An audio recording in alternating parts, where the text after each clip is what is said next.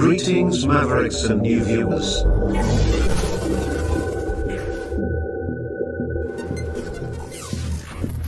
Tonight, direct and live from the Maverick News Network World Studios. This is Maverick News with Rick Walker.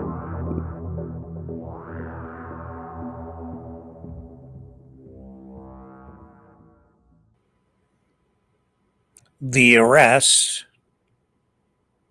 of Elon Musk's grandfather.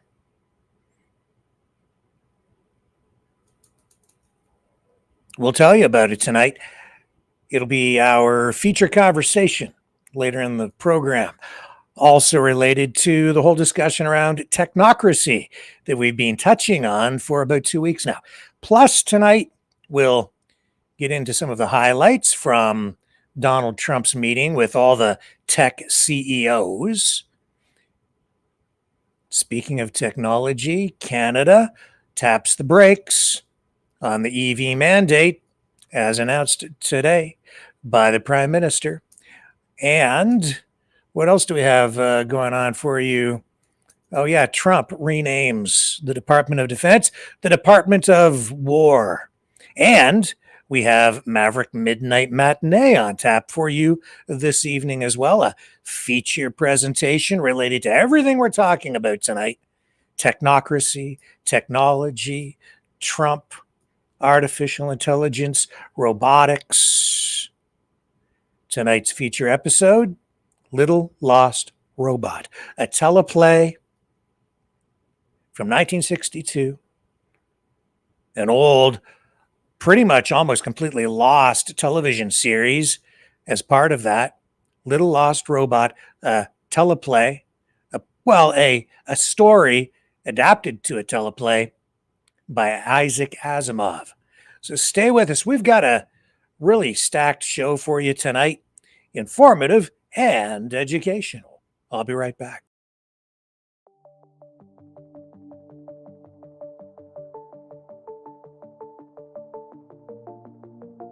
Greetings, brave Mavericks. Our quest for truth continues. We go beyond fake news. Together we expose propaganda. Together we pull others out of rabbit holes. We are maverick thinkers. We are all unique individuals, defenders of individual rights and freedoms, credible, trusted, grounded in reality. Maverick News, defending free speech, Donate at freedomreporters.com. Do it now. Tomorrow may be too late. Maverick News. The world is watching.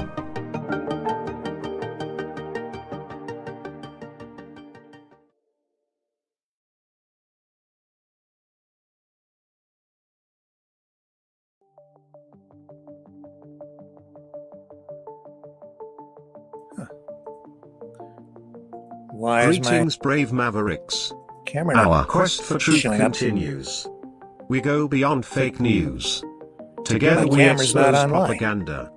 Together we pull others out of rabbit holes. We are maverick thinkers. We are all unique individuals, defenders of individual rights and freedoms.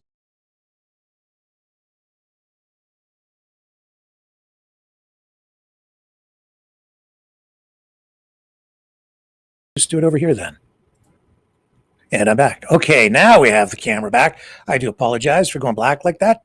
It just cut out the camera, but the camera's back. So, first up tonight, because everything tonight is one way or another related to technology, but we're also talking about the economy, carving up the world into spheres of dominance, political ideology, and why the old labels of like fascism, communism, capitalism, these things are really becoming obsolete.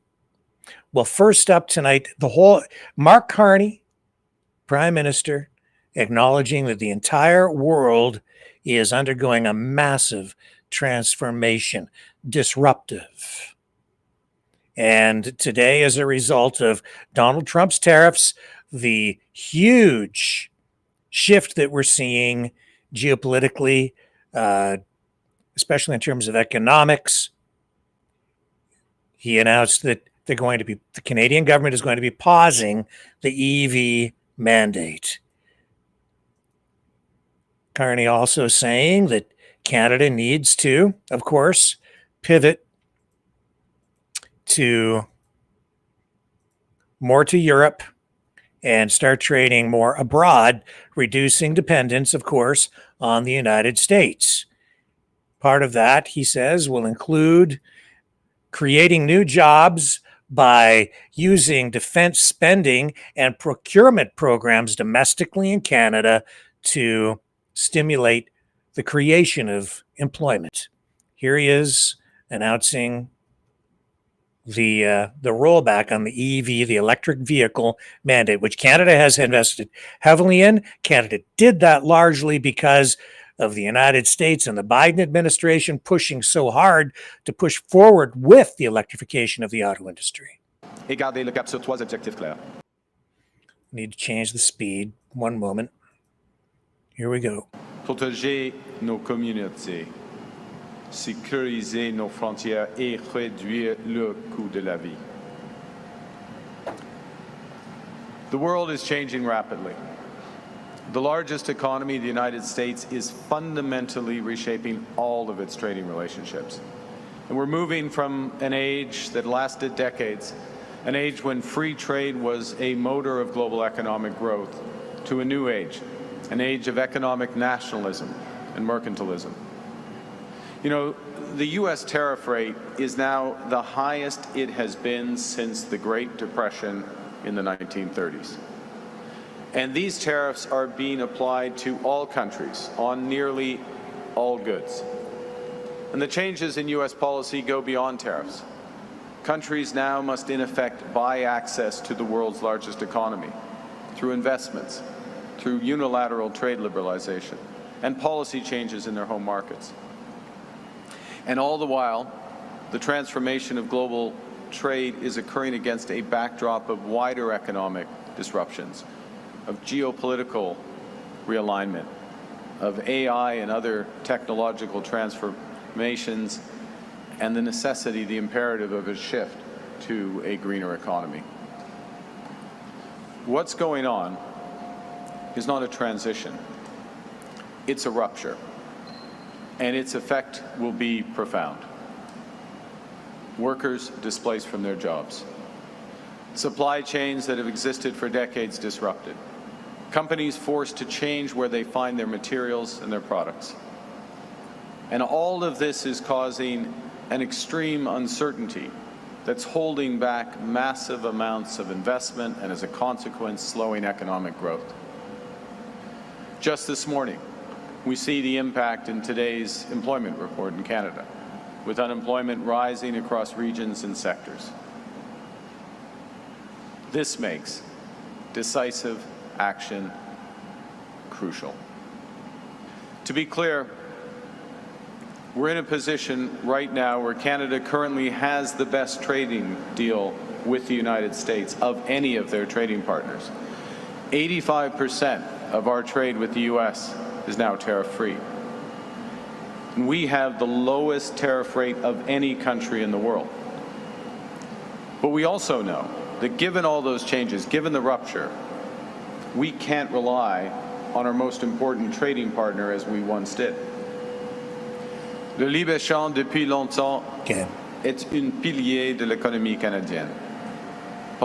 So I said a long time ago that I didn't think the EV mandates would really hold. I was skeptical because of market conditions, but I have to say I didn't see the tariff war coming to this degree, and I didn't see the impact that that would have on Canada to the degree that we're now seeing Carney respond this way. But really, it's the only thing that the Canadian government can do at this point, because the tariffs and the rollback on the U.S. side on the electrification of the auto industry dictates that Canada really needs to follow suit anyway, especially now that the auto industry is in such jeopardy. So he's making, in my view, the right move. It's the only move. It's the only thing he can do. And it should be pleasing people on the, I would say, the more conservative side. I don't know if that phrase even holds anymore these days, but the people who have been criticizing the EV mandate, saying, got to get rid of it, got to get rid of it. Well, now he's putting the brakes on it. And all I'm seeing online is negative comments about it. Today, Pierre Poilievre commenting on it as well. And I'll just let him speak for himself. Here he goes. And today he's flip-flopped. After being a passionate advocate for banning gas-powered vehicles, calling for them to be banned by 2030 in his book, Values, which, by the way, was much more aggressive than Trudeau's plan to ban them in 2035, he's finally admitted that the Conservatives were right, just like we were right on the carbon tax. But he's doing a clumsy retreat, saying that he's going to delay this mandate. So now, businesses who would otherwise consider investing in automaking here in Canada will have to put that investment on hold while Mark Carney dithers for another year to try and figure out how he can ban people from putting gas and diesel in their trucks and cars. Mark Carney can't even get his flip-flops right. But this really has been, as I said yesterday, the Seinfeld summer for Mark Carney, a big show about nothing. You know, I think specifically about George Costanza. You remember George Costanza? He was a legend. George Costanza had this great episode where he had this fancy, high-paying job with a corner office, and he didn't do any work, like literally none, but he wanted to look busy. So he would storm up and down the hallways carrying file folders. He would leave the lights on in his car in front of the office building on the weekend, even though he wasn't there. He would yell into the phone, even though no one was on the other end of the line. And they kept paying him because he looked so busy. I have to admit, Mark Carney has looked really busy this summer. He's been flying off to Europe to sign declarations of intent that actually mean absolutely nothing. He's been holding roundtables with other politicians. You've seen politicians patting each other on the back, congratulating themselves on all the excellent meetings they've been holding. There have been letters written to ministers that then get leaked to media and are reported with great fanfare on front pages everywhere. My goodness, he's almost as busy and as useless as George Costanza. It has been a big show about nothing. Nothing is getting done under Mark Carney. Everything is getting worse. The American tariffs, which he promised to get rid of by negotiating a win, they're worse. Housing crisis is worse. Food inflation is worse. Crime is worse. Unemployment is worse. Everything has been worse under Mark Carney. But we're offering him some help. Conservatives are willing to work with any member of any party to turn things around for this country. Our priorities for the fall session are stronger take-home pay with lower taxes and lower inflation, securing our borders by ending out-of-control liberal immigration, securing our streets by locking up violent criminals, and a self-reliant Canada by opening this country up for business with a National Sovereignty Act that will rapidly approve pipelines, mines, LNG plants, export terminals built by the private sector without tax dollars that make money rather than take money. That's how we will make our economy strong, self-reliant, and stand on its own two feet. And that is how we will make this a country again where anyone who wants a job can find one. They can get a home, affordable food, meat and potatoes on the table, and a safe neighborhood with a nice Canadian flag hanging from the front porch. That's what we're working for. Let's make it happen. All right. So, politics, politics, politics. And the negotiations continue. And Carney's right about 85% of goods still being tariff-free, but that's because of the USMCA or CUSMA deal, CUSMA, however you want to say it, the Kanakistanian way or the American way or the Mexican way. But that's because of that deal, which Donald Trump negotiated the first time he was president, said it was the best deal ever. Now it's the worst deal ever. Now they're about to renegotiate that again next year. We'll see what happens then. That's the big one. That's what we really need to be worried about. And I'm not sure that Polyev is correct about the tariffs being worse right now than they were. I guess it depends on worse compared to what, because we have seen both sides backing off on reciprocal tariffs in recent weeks. So I'm not sure that that's a really truly accurate statement. But then when Trump's making up so much stuff, he just makes up information, makes up numbers, and I'll show you tonight that not only does he make the stuff up, he makes it up and then expects people to follow suit, even tech oligarchs. I'll show you what happened there during the big tech CEO meeting. But we have other fish to fry tonight before we get on to that, not the least of which is Trump saying the Justice Department has done its job in releasing all those Epstein documents. I think there was something like 13,000 pages. Here, I'll just show you a headline before we move on. Definitely a story to take note of because it's the story that will not go away. Here it is. So he's trying to make it go away. They released all those documents. He says, we've done our job. We released the documents. House Oversight Committee this week, I was sorry, not 13,000, 33,295 pages of DOJ records related to Epstein out of around 100,000, many of which were already public. So there's still a lot more that has not been released.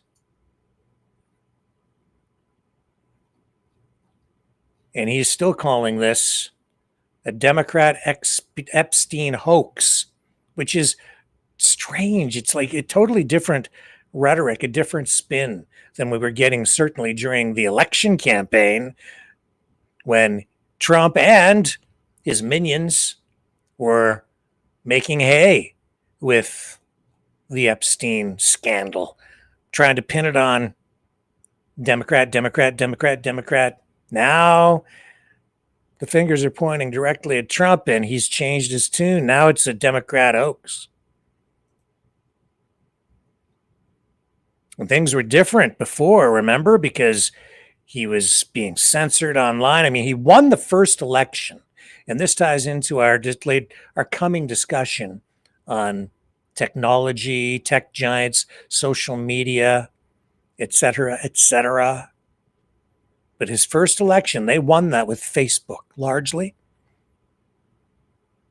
And they were able to target their marketing, their campaign, using Cambridge Analytics data, which became a scandal afterward, or not a scandal, but a point of controversy in how much of that information any political organization should be allowed to use, because there's a lot of kind of private data in there. So there's all that. And then he was banned on X. He was, well, Twitter at the time, banned on Facebook, banned on YouTube, certainly after he lost his re-election bid the first time around. And then now he's sitting there with these tech oligarchs overnight at this big dinner for Trump and the tech CEOs. I wonder how much of an impact that's going to have on this Epstein scandal and the way that it unfolds in the weeks and months ahead, because he certainly seems to have a pretty firm grip on many layers of the bureaucracy in Washington right now. Elon Musk going in with Doge and purging political opponents. I call it the Department of Getting Even. But that Epstein story just won't go away.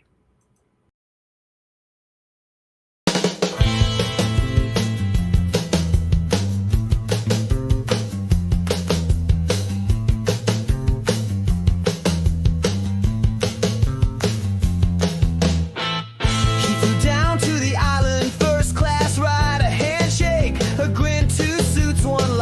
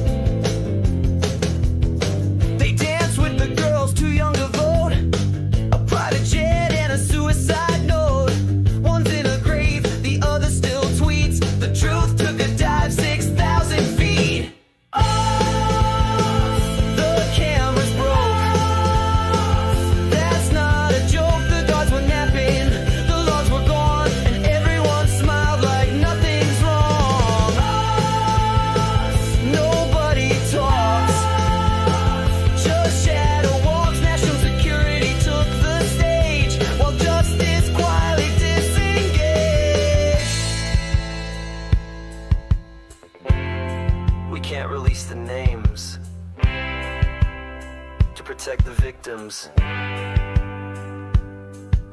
And also Donald Trump. Coincidence? Just dumb luck. Right?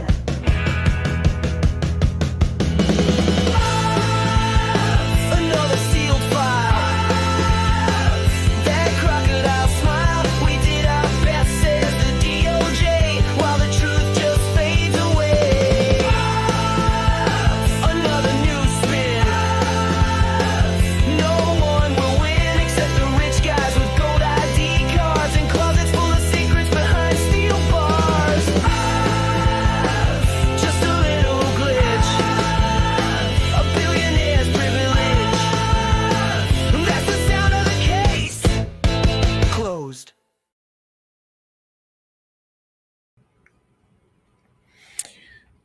The strangest of times, maybe the most transformative of times, they are upon us right now. We're all being tested, I would say, as well. And I'm not sure that we're doing very well. I think a lot of people failed the test during the pandemic, especially politicians and people in charge, people we thought we could trust and outsource our safety, our security, our economy, our country to. And it seems like mistakes are still being made as we backslide into history, as I watch it, maybe not repeating, but rhyming to a new rhythm, a new beat. A drum beat, the beat of war.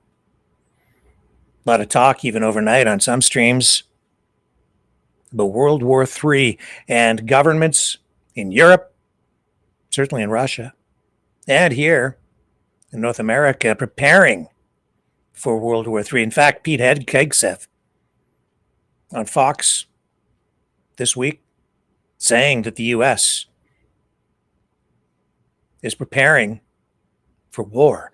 He just has war on the brain. He told Donald Trump that he would like the Department of Defense to be renamed the Department of War, and he wants that war title attached to his title. And that's exactly what happened today. Trump complied. He is in the Oval Office signing an executive order to make it so. Starting first with a little piece of Technocracy. Thank you very much. Oh, the audio's low. Three very important bills, and Will, would you discuss them, please? Can you guys hear that okay? 2808, this is the Home Buyers Privacy Protection Act. The congressman here was the lead sponsor, so I think maybe he John Rose, yes. say more about it than I John, can. please. Well, it's difficult for Americans to buy a home, particularly after the last 4 years, sir. But with the president's signature today, we're going to make it easy for people to buy a home without getting hassled. For years, their private personal information has been bought and sold in the open market, resulting in them getting innumerable phone calls and text messages. But with your signature today, we're going to put an end to that so that when Americans try to realize the American dream of owning a home, they're able to do so without being harassed. Good job. Good. It's a great honor, John. Oh, the irony. Yes, just last night, he's sitting around a table breaking bread with all the tech CEOs except Elon Musk. There it is. And that's going to help a lot of the homeowners of our great country. John, want to hold that? Sure. Thank you, John, very much. Thank you very much. Thank you very much. Okay, Will, you go ahead. Here we go. The DOD is now the Department of War. Watch. Oh, I could use that at night. And everybody needs to give the president a gift. They all have to bend the knee, suck up we have to a him. number of executive orders for your attention, sir. From 1789 until 1947, our nation won some of its greatest military victories under the direction of a Secretary of War operating within a Department of War. Today, with this executive order, you will authorize the current Secretary of Defense and the current Department of Defense to once again embrace this great lineage and once again be named the Secretary of War and the Department of War. So this is something we thought long and hard about. We've been talking about it for months, Pete and I, and Dan. Dan came into the fold. By the way, a great general. He headed up the, I wouldn't call it an attack. I'd almost call that one maybe even more than an attack. What he did with Iran, you saw the success of that operation. It was perfect. In fact, this was sent to me by the great company that makes that particular B-2 bomber, and it was flawless. It was actually flawless. They flew for 37 hours back and forth, and there wasn't a bolt that was out of condition. There wasn't an engine failure. There was no problem. It was a perfect attack, and it knocked out any possible nuclear capability for Iran, which nobody wanted to see, and we weren't going to put up with. So That's not what I'm hearing. They're still pursuing a weapon. That's what I'm hearing. So we won the First World War. We won the Second World War. We won everything before that and in between, and then we decided to go woke, and we changed the name to Department of Defense. So we're going Department of War, and I'd like to ask our Secretary of War to say a few words. Pete Hegseth. I think it's a much more appropriate name, especially in light of where the world is right now. We have the strongest military in the world. We have the greatest equipment in the world. We have the greatest manufacturers of equipment by far. There's nobody to even compete. And you see that with this and so many other things. The Patriots are the best. Every element of the military, we make the best by far. So, Pete, I'd like to ask you and maybe Dan Raisin-Cane to say a few words, please. Mr. President, thank you. After winning a war for independence in 1789, George Washington established the War Department, and Henry Knox was his first Secretary of War. And this country won every major war after that, to include World War I and World War II. Total victory, Mr. President, as you said. Then 150 years after that, we changed the name after World War II from the Department of War to the Department of Defense in 1947. And as you pointed out, Mr. President, we haven't won a major war since, and that's not to disparage our warfighters, whether it's the Korean War or the Vietnam War or our generation of Iraq and Afghanistan. That's to recognize that this name change is not just about renaming, it's about restoring. Words matter. It's restoring, as you've guided us to, Mr. President, restoring the warrior ethos, restoring victory and clarity as an end state, restoring intentionality to the use of force. So at your direction, Mr. President, the War Department is going to fight decisively, not endless conflicts. It's going to fight to win, not to lose. We're going to go on offense, not just on defense. Maximum lethality, not tepid legality. Violent effect, not politically correct. We're going to raise up warriors, not just defenders. So this War Department, Mr. President, just like America, is back. Thank you for your leadership and your clarity. We're going to set the tone for this country. America first, peace through strength, brought to you by the War Department. We're back. All right, thank you very much. Very well stated, and really it has to do with winning. We should have won every war. We could have won every war, but we really chose to be very politically correct or wokey, and we just fight forever. And then we'd, win, we wouldn't lose, really. We just fight to sort of tie. We never wanted to win. Wars that every one of them we would have won easily with just a couple of little changes or a couple of little edicts. I was told that ISIS would take 5 years to win. And Dan Kane, when I told him how long would it take, he said, I think about 4 weeks, sir. I said, what do you mean 4 weeks? I was told 5 years by the people in Washington. You know who they were, 5 years. I said, you can't do it in 4 weeks. I actually flew to Iraq to meet with him, and I met him at a big air base, and remember that famous day, right? It turned out to be a famous day for our country because you're now the head of the Joint Chiefs of Staff, which is the biggest deal. And he is because he did things that everybody said he couldn't do. So they said it was going to be 5 years, and he knocked them out in about 4 weeks total, 100%. we took over, and ISIS was gone, and pretty amazing. But we never fought to win, and now if we have to fight it all, you know, we solved 7 wars. We have the one that I thought was going to be probably one of the easier ones, and that's with President Putin and Ukraine. And that turned out to be one that's a little bit more difficult, but the 7 are done. They were supposed to be much more difficult to solve. I solved every one of them, and we're going to get the other one done too. But it turned out to be a little bit more difficult than I thought. And it'll get done or they'll be held to pay. But because they're losing 6 to 7, it used to be 5. I used to tell you 5. Now it's almost 7. I guess 7,000 people last week. 7,813 people, young soldiers, died. Russian and Ukrainian, not American soldiers. But it's a shame. And it's just, you know, they're human lives, and I want to see it stop. But General Kane's done a fantastic job. And again, defeated ISIS, which they said would take a long time. And it didn't take a long time at all, and did other things that people said really couldn't happen. We have the greatest equipment in the world. We have the greatest soldiers in the world. Dan, say a few words, please. Yes, sir. Thank you, Mr. President. It's a true honor for me today to represent the incredible men and women of America's joint force. Today and every day, the 2.8 million service men and women stand ready to fulfill our sacred duty to protect America at home and abroad. As the President said, America's military is the single most powerful fighting force in the world. The mission you and the Secretary have given us is clear and unambiguous to deliver peace through overwhelming strength. And I remind everyone that the U.S. military can reach any adversary at the time and place of our choosing.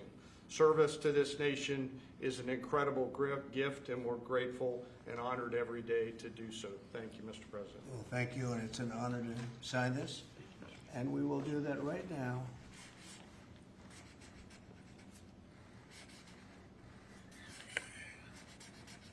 Why do I have this I think that's a big one. wheezy feeling in the pit of my stomach?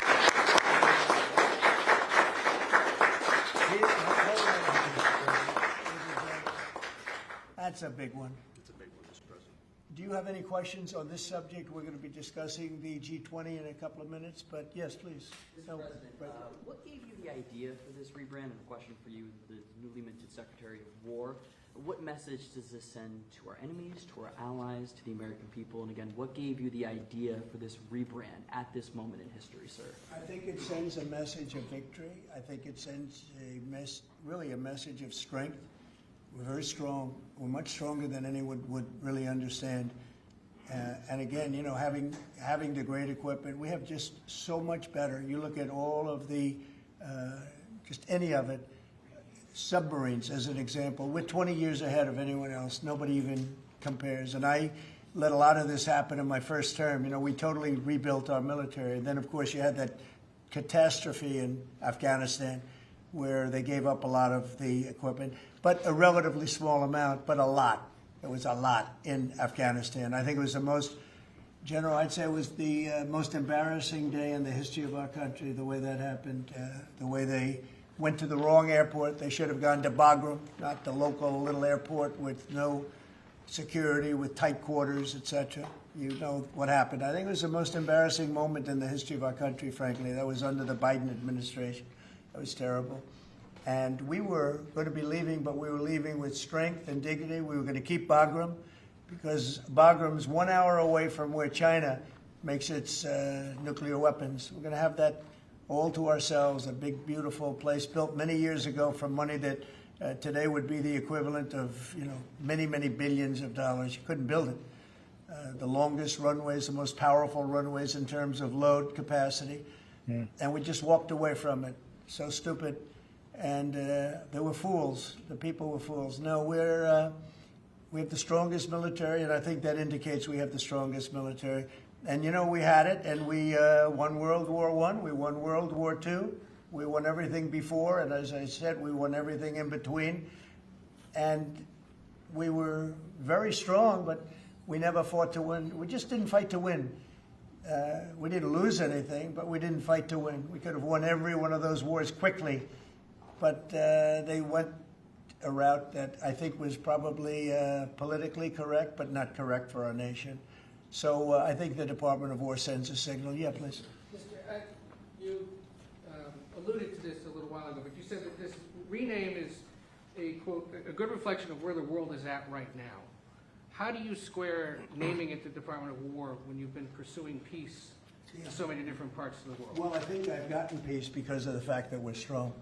If we weren't strong, those 7 deals I told you about, the 7 wars, a majority of them wouldn't have happened. They happened for 2 reasons, trade and our strength. Those are the 2 reasons. And probably strength may be more important than trade. So if we, I was very proud of all those wars. Those were wars that could not be settled, and I settled all of them. And we'll get the other one settled also. That'll get settled. But without the strength, we wouldn't have settled any of them. Yeah, please. Mr. President, is it your expectation that Congress will codify this name change in the law? I don't know, but we're going to find out. But I'm not sure they have to. We're signing an executive order today, but we're going to find out. We're going to see. If they do, we're going with it, and we're going with it very strongly. There's a question as to whether or not they have to, but we'll put it before Congress. Do you know how much this rebrand will actually cost? And are there any concerns about, the Pentagon's mission of actually cutting back on spending? But not a lot. We know how to rebrand without having to go crazy. We don't have to recarve a mountain or anything. We're going to be doing it not in the most expensive. We're going to start changing the stationery as it comes due and lots of things like that. We're not going to be doing things like have been done in the past when they changed the name of forts that shouldn't have been changed. Those names of the forts should not have been changed, at least for the most part. And as you know, many of them have been changed back already. At the request of the communities, every one of those communities said, we want our name back, like Fort Bragg as an example. The people in that community wanted that name back. They refused to call it anything else but Fort Bragg. So we're not going to be spending very much money on that. Yes, please. When you spoke with the Europeans and Zelensky earlier this week, did you preview this for them, and did you say what security guarantees they might be involved in? This is nothing to do with anybody but the United States of America, the people of America. This is who I talk to about changing a name. This is a very important change because it's an attitude, and we know how to win. We've been winning, and we're going to win like you've never seen. Wait till these factories start to open up that are being built all over the country. You're going to see things happen in this country that nobody expects. We have over $17 trillion in investment coming into the country. We never did anything even remotely close to that. No other country has either, by the way. So you're going to see things that are pretty amazing. But it's really about winning. And what about the security guarantees aspect of that with Ukraine, sir? Well, we'll work that out. We'll help them. Look, we want to save a lot of lives, so we'll do something with that. I think people expect that. We'll help them. Europe will be first in by far, and they want to be first, and they want to see it end. Europe wants to see it end, and it'll end. It'll end all of a sudden. It's going to come together. You watch. Did you want something right? Right here. Yeah, behind you, please. Yes. Yes, sir. You haven't been shy about taking bold, decisive, offensive action to protect American values. Strikes in Iran, strikes this past Tuesday on the positively ID'd Nicaragua narco-terrorists. Is that going to be a critical function of the Department of War? It depends on the individual instance. We don't want drugs coming in from Venezuela or anybody else or any place else, and we'll be tough on that. We don't want human trafficking. We don't want to see people coming in where they open their prisons from all over the world and they dump their prisoners into our country, which is what they did in the Biden administration, where they took insane asylums and places that held people that were seriously mentally ill, mentally incompetent, mentally dangerous, and they dumped those people into our country, and we're trying to get them out now. What they've done, what the Democrats and Biden have done to this country will go down in infamy. What they have done to our country, and especially that. They created the worst inflation we've ever had. That's nothing compared to what they did with the people in our country right now. And we're getting them out, and it's not easy when you have the liberal judges destroying our country. But We've won them all. We've won it all. Ultimately won it all. Hard process. It should be easier. We know who it is. We know exactly who we're looking for. We had 11,000 murderers dropped into our country. We've gotten a lot of them out. Or in some cases, they're so dangerous, we were afraid to get them out because they'd come back in. But for the last 120 days, 0 people came in. Can you imagine? This is me speaking, but these are figures developed by, they say, a pretty liberal group of people. They admit that 0 people came into our country. Think of that. A year ago, it was millions of people were coming in. Millions. They were coming in. You could look at them and you could say, big trouble. And that's what we have in our country. But we're getting them out, and despite that, we're doing really well. Yeah. Okay. So, numbers. I've just learned that you just can't take whatever he says at face value. Take it all with a healthy dose of skepticism, because he makes stuff up all the time. Case in point, he had this tech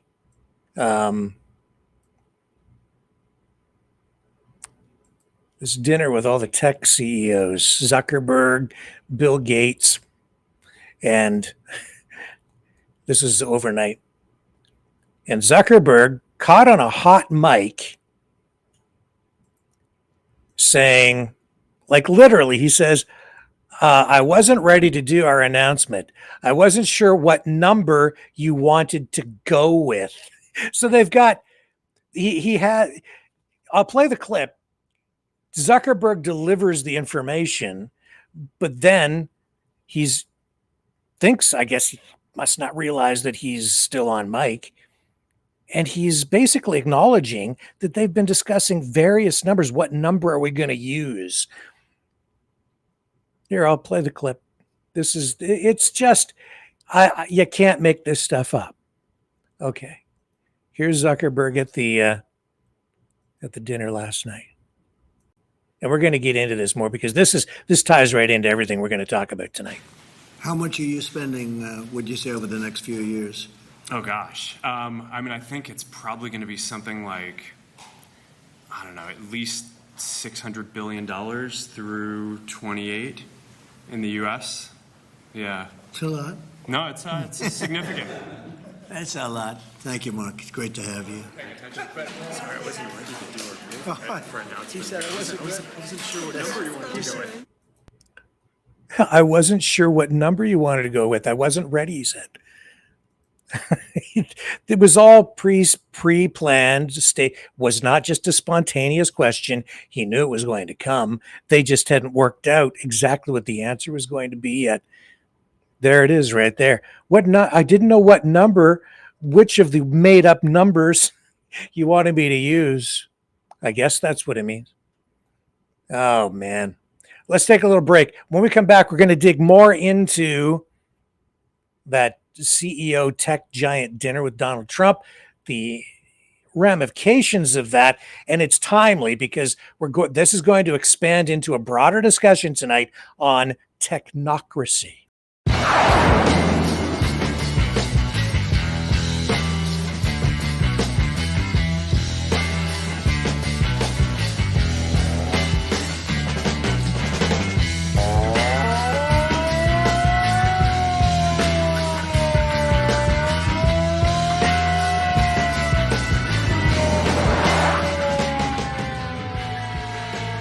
Maverick News. Fighting for freedom.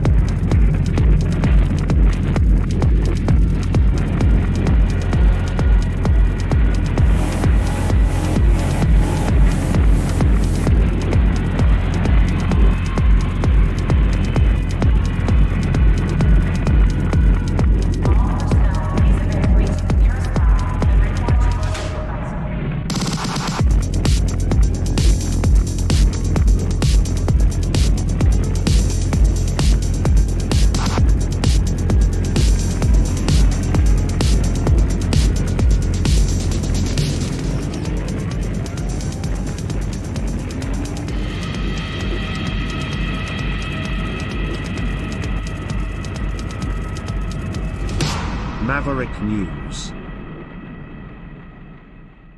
The world is watching.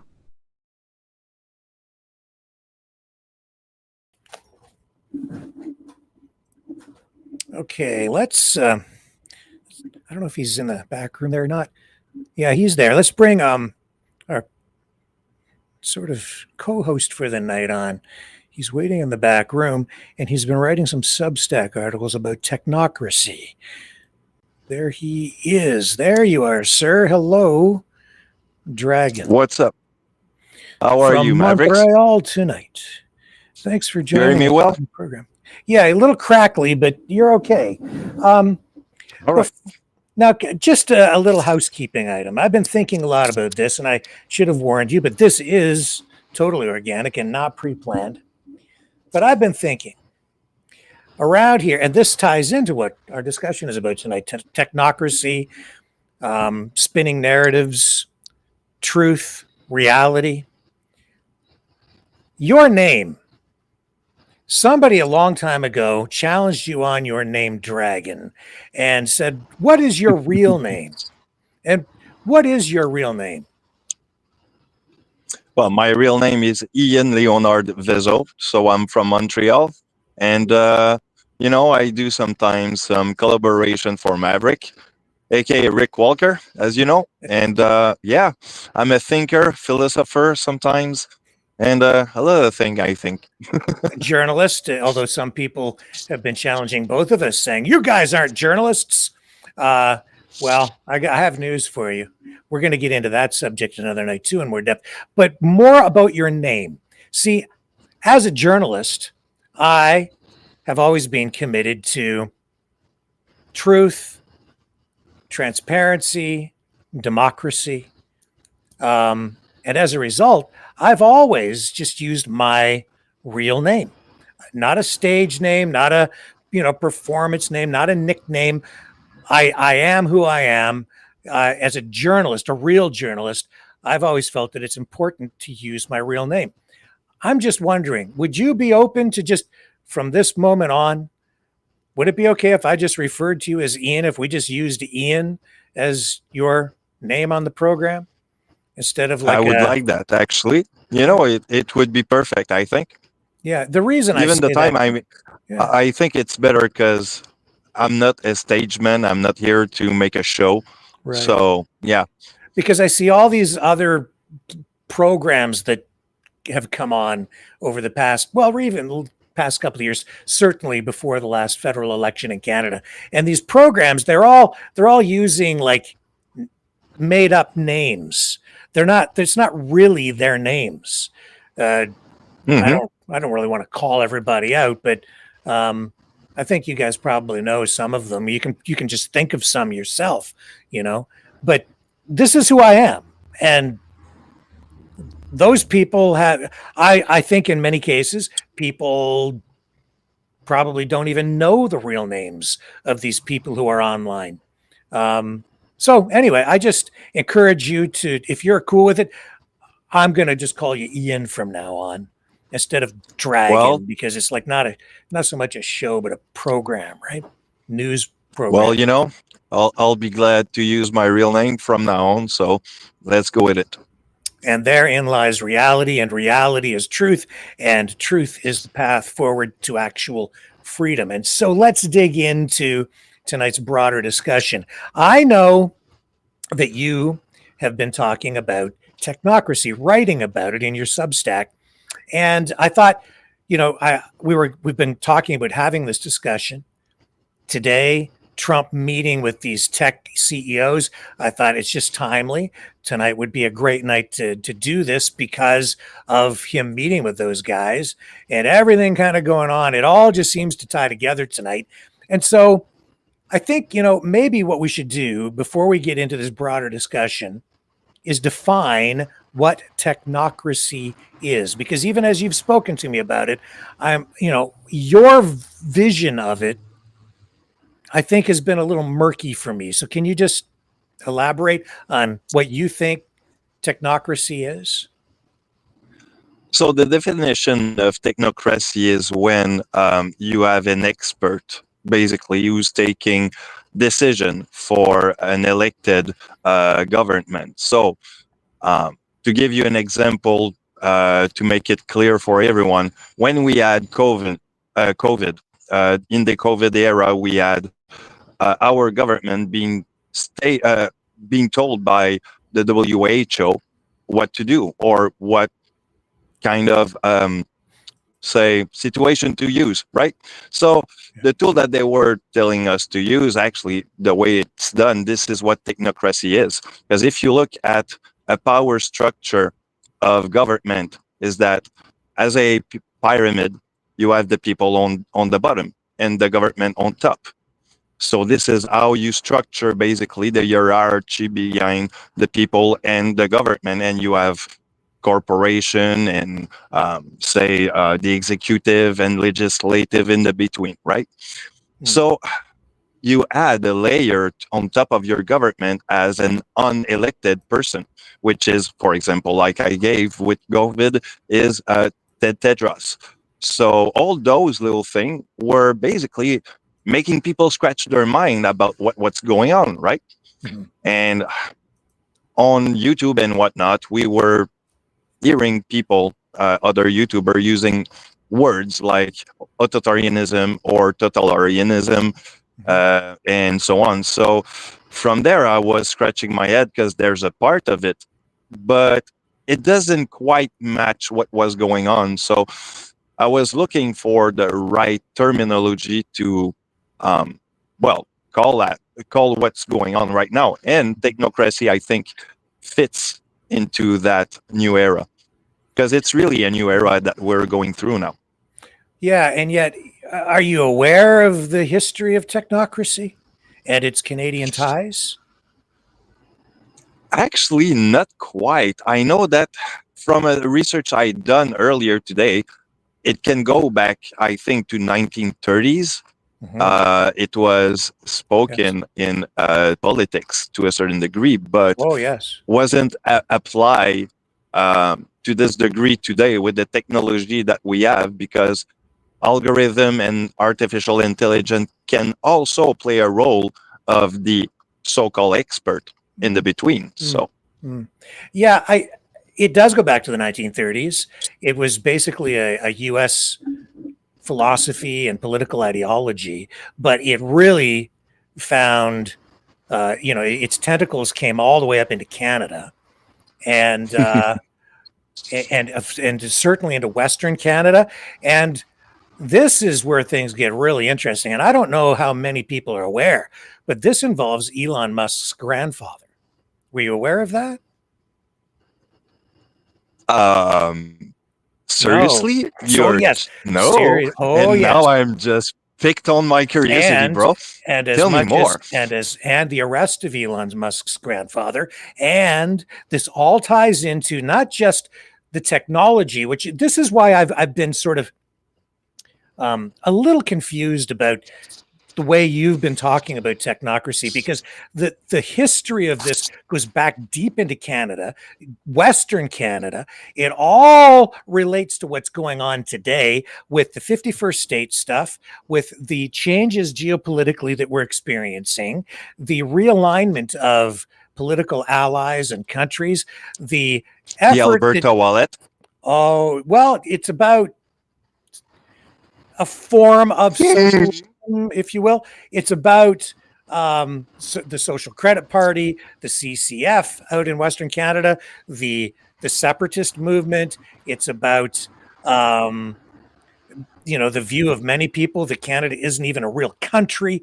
Elon Musk, his Canadian ties, his education in Canada, his family living here, the family's moved to South Africa, apartheid, all of these things, and all of it playing into not just what we're seeing in terms of technocracy in North America, but also the political philosophy that we're seeing drive these geopolitical tensions, these geopolitical realignments, and what I keep referring to as the new world order or the new global order that we're seeing emerge out of Russia and China and India. And I keep saying Donald Trump is part of it. Elon Musk is definitely part of it. And it's all convergence. dividing the world into spheres of political domination geographically.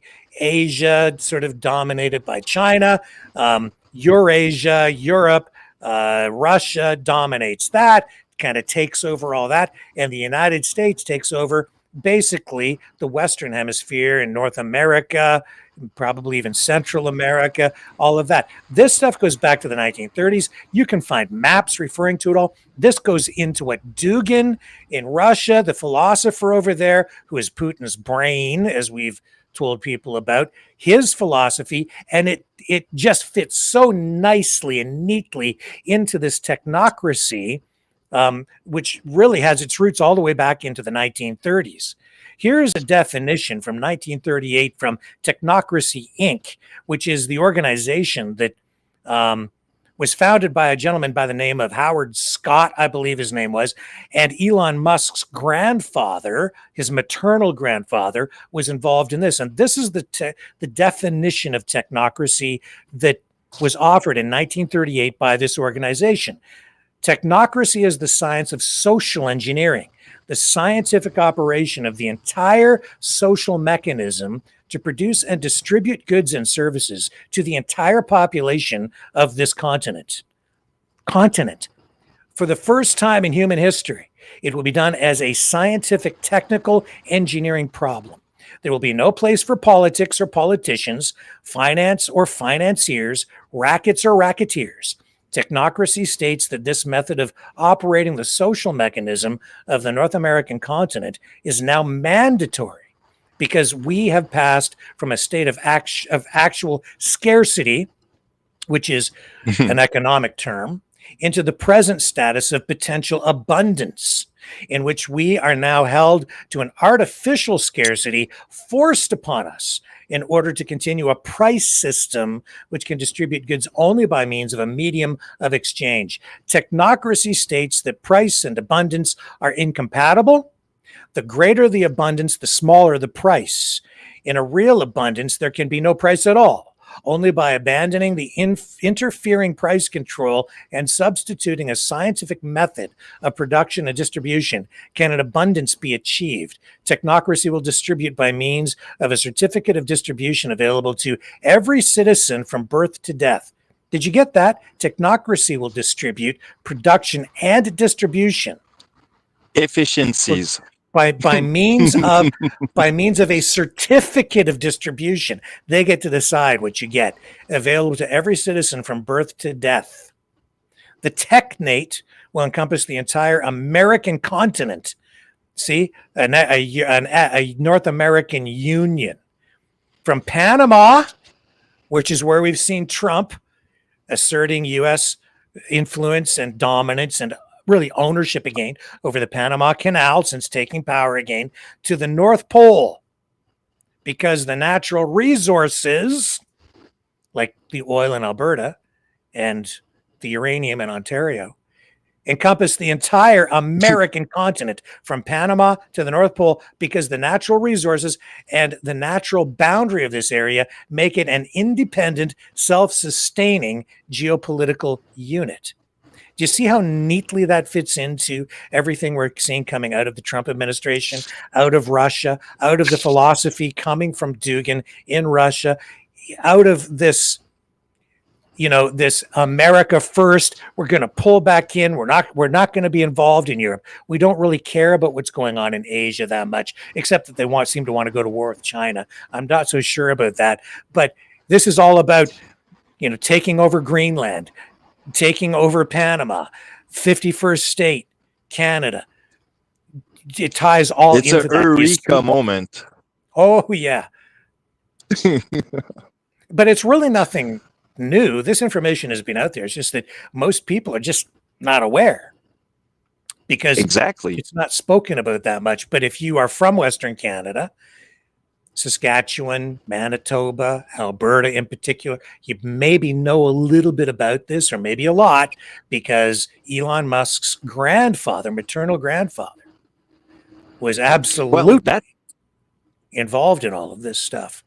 Integral. That can tie to where the idea of we are entering into a technocracy era come from is because, well, okay, it could tie to it to a certain degree, because when I was a kid around 1990s, I was a Dungeon and Dragon player kind of thing, right? Those games that you were playing on table with dice and whatnot. And there were some games that was related to a near future, like 2020 or around the same era that we are in, where people now have cybernetic attached to them, right? So now you got Elon Musk and Neuralink. So to me, it was sort of it was the link between the whole thing, but I was wrong on this one to a certain degree till I realized where the definition of technocracy was fitting with everything. So that's where I had that, eureka moment, like I would say. So, you keep coming back to the technology, which is certainly driving the ideology again and driving the philosophy. It always has, more so today than it certainly was in the 1930s, because back in the 30s, technology was at a completely different place.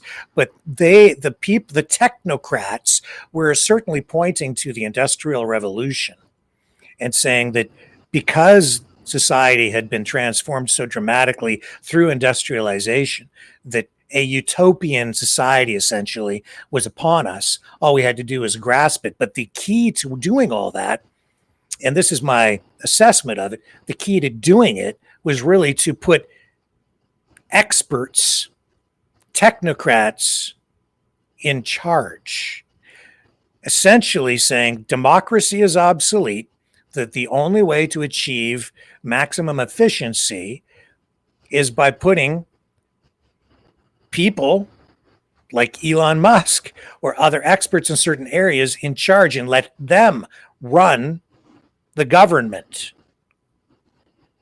And so in that way, some people saw that, and I think still do, as an extreme threat.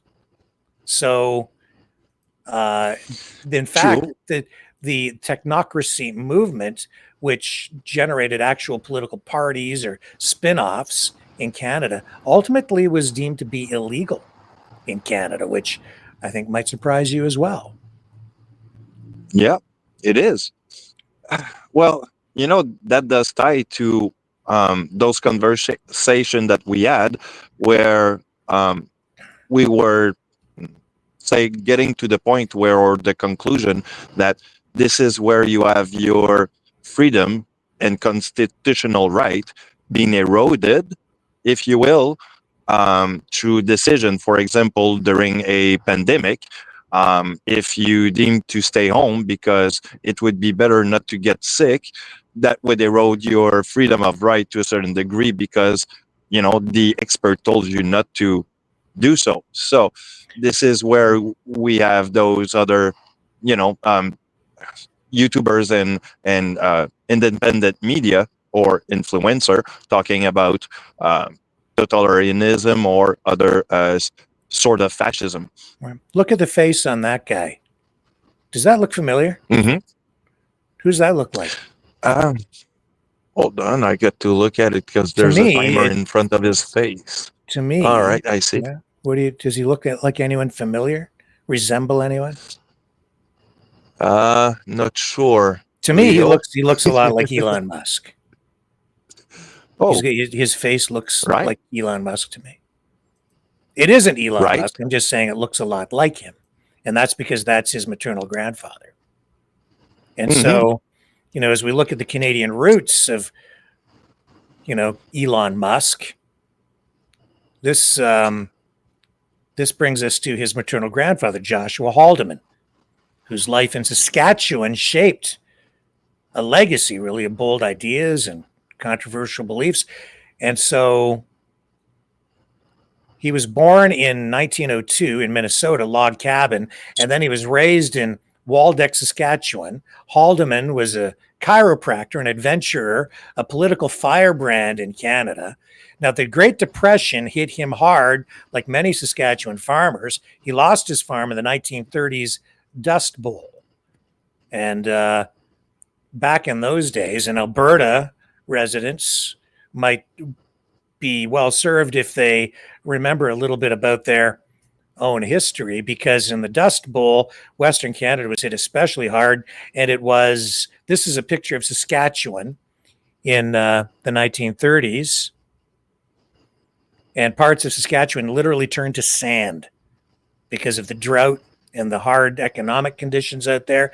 And Alberta and places like it really bailed out by Eastern Canada because of changes in the way that federal funds were being distributed. So there was aid that went out to farmers in Western Canada from the East and kept them afloat in many cases during the Great Depression. And there's an image from the Saskatchewan Archives Board of that time period. And Musk's grandfather lost their farm at that time.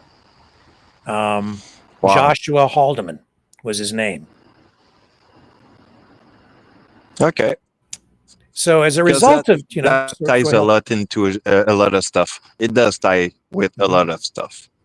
Yeah. So Haldeman, as a result of the hard times, came up with, a pretty harsh worldview, I would say. And in the 1960s, he wrote a book called The International Conspiracy in Health. And in it, he writes, an invisible government working to carry out the objectives of the international conspiracy is operating in every country. Sound familiar? Do we hear rhetoric like that again today? Yeah, a lot of this stuff coming to bear again, right? I'm just looking at the mirror of our world of today. So Musk's grandfather, Haldeman, believed in an international communist plot controlled by banks, media, universities. He was pushing floor policies, even back then, like water fluoridation to prevent cavities and a public health issue, and mass vaccinations. And his sons, that's what they believed in back then, even at that time. So what else? Do you have any thoughts on this? Are you seeing any similarities, mirroring, echoes from the past? Boy, I do. Now it making more sense with what I'm seeing right now as the evolution of what politics is. Because the way I see it, and don't get me wrong, guys, I'm not all for it, okay? Technocracy is not the thing that I was wishing to see in my lifetime with what I was familiarized with in the past. But it's scaring me, to be quite honest.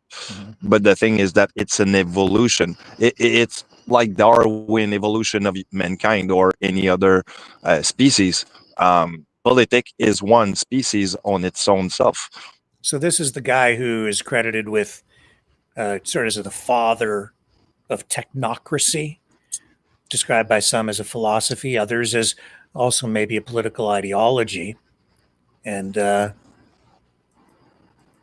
of course, the whole movement really began to take hold in Canada in the 1930s. And then in the 1940s, Elon Musk's grandfather, Haldeman, became a political force in Regina. He led the Saskatchewan Social Credit Party and even founded his own party, the Total War and Defense. But his most striking political stance had to be his embrace of technocracy, this movement that we're talking about tonight that argued scientists and engineers, not politicians, should run society. And that's exactly it. Yeah. And so in 1940, he wrote an article in Technocracy Digest, and he wrote, "It is possible to build this new order of mankind, new order, this new America here and now." And of course, that's because of industrialization at the time. But fast forward to today, and what are we going through? Transformation through AI, right?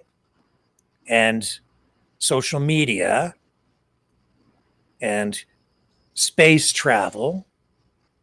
Elon Musk at the forefront of all of this. Isn't that interesting? So and an there's a act of part of corporocracy into it also. Mhm. Scary. So they were led by this guy, Howard Scott, and he promised a utopia free of crime, free of debt. We're hearing a lot of people today who are believing that somehow Trump is going to just do away with all debt. And what do they call it? Nacera, and dream on. But anyway, he also said that work would be limited to 4 hours a day, 4 days a week. And Musk's grandfather was captivated by it all, taking a leadership role. But then the Canadian government found out about this stuff, and they banned technocracy in 1940. They called it subversive. They said, and Haldeman was actually arrested. His grandfather arrested for disloyalty. And he eventually ended up leaving the movement because he later said, he admitted that he said that technocracy had become a scientific Frankenstein pushing for the annexation of Canada. Wow. Did I nail something? This is nothing new. This is nothing. This is all.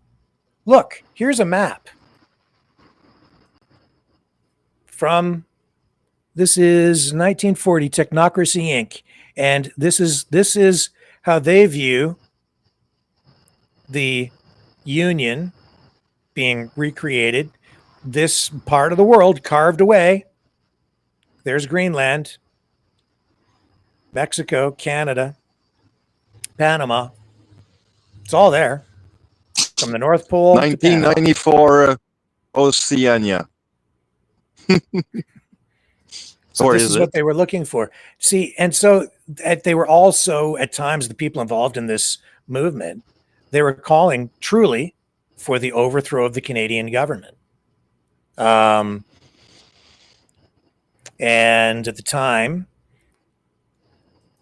Musk's grandfather responded with this ad in the Regina Leader Post. This when the Canadian government declared Technocracy Inc. an illegal organization because they were literally calling for the overthrow of the government.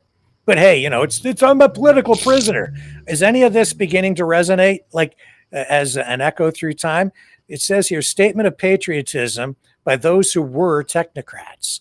The political government of Canada, by order in council, has declared Technocracy Inc. to be an illegal organization. This action was unjustified and unwarranted and can be classified as a tactical political blunder. Technocracy Inc. from its inception has been unequivocally opposed to Nazism, fascism, and communism. Well, they did. Am I back 5 years ago? Except that they did get connected to the Protocols of the Elders of Zion. But anyway, I digress. On September 5th, 1939, technocrats all over Canada wired Prime Minister Mackenzie King that they stood ready to defend Canada from any alien attack following the issue of Technocracy's general regulations on home defense on June 1st, which was published in most newspapers. Technocrats all over Canada contacted the RCMP, the city police, and the military authorities, offering their services in any capacity required for the defense of Canada. Depends on what kind of Canada you want on the other side, I guess. Those who are members of Technocracy Inc. as loyal Canadian citizens will continue to render full support to the defense program of the Dominion of Canada. Technocracy Inc. was the outstanding patriotic organization in Canada. Therefore, those who were its members must view the present action of the political government as an attempt at subversive sabotage of a national patriotic organization, unless this action is immediately rescinded. Can I stop you one moment? Of course. It does remind me one party, the Maverick Party, right? It does kind of remind me what they were trying to appeal to. Well, there are a number of separatist parties that have emerged out in Western Canada, and you also have political movements and organizations like the Alberta Prosperity Project and others. right, who continue to work for the separation of Alberta and or the destruction of Canada and or the annexation of Canada by the United States, making us the 51st state. Although we better hurry up, Canada. Greenland might be the 51st. We might be the 52nd, or maybe even 53rd, depending on who else Donald Trump goes after. But all this, or maybe Elon Musk, who seems to have backed off a little bit on the creation of a new political party since being sort of ousted from Trump's inner circle after spending 240 million dineros in order to get Trump elected, and was in there like a dirty shirt running Doge, the Department of Getting Even, and collecting who knows how much actual sensitive data while he was in there, and had big balls and his team of technocrats working to skim off whatever data. I don't know. Has any of that information been unethically or maybe illegally even obtained by Musk or his workers or his minions? I can't say for sure, but I'll tell you this.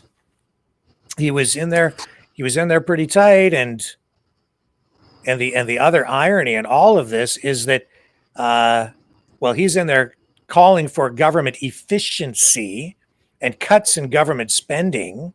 Elon Musk, I think, has been quite possibly the person who has benefited most from U.S. debt. I'll throw it over to you for a comment or two.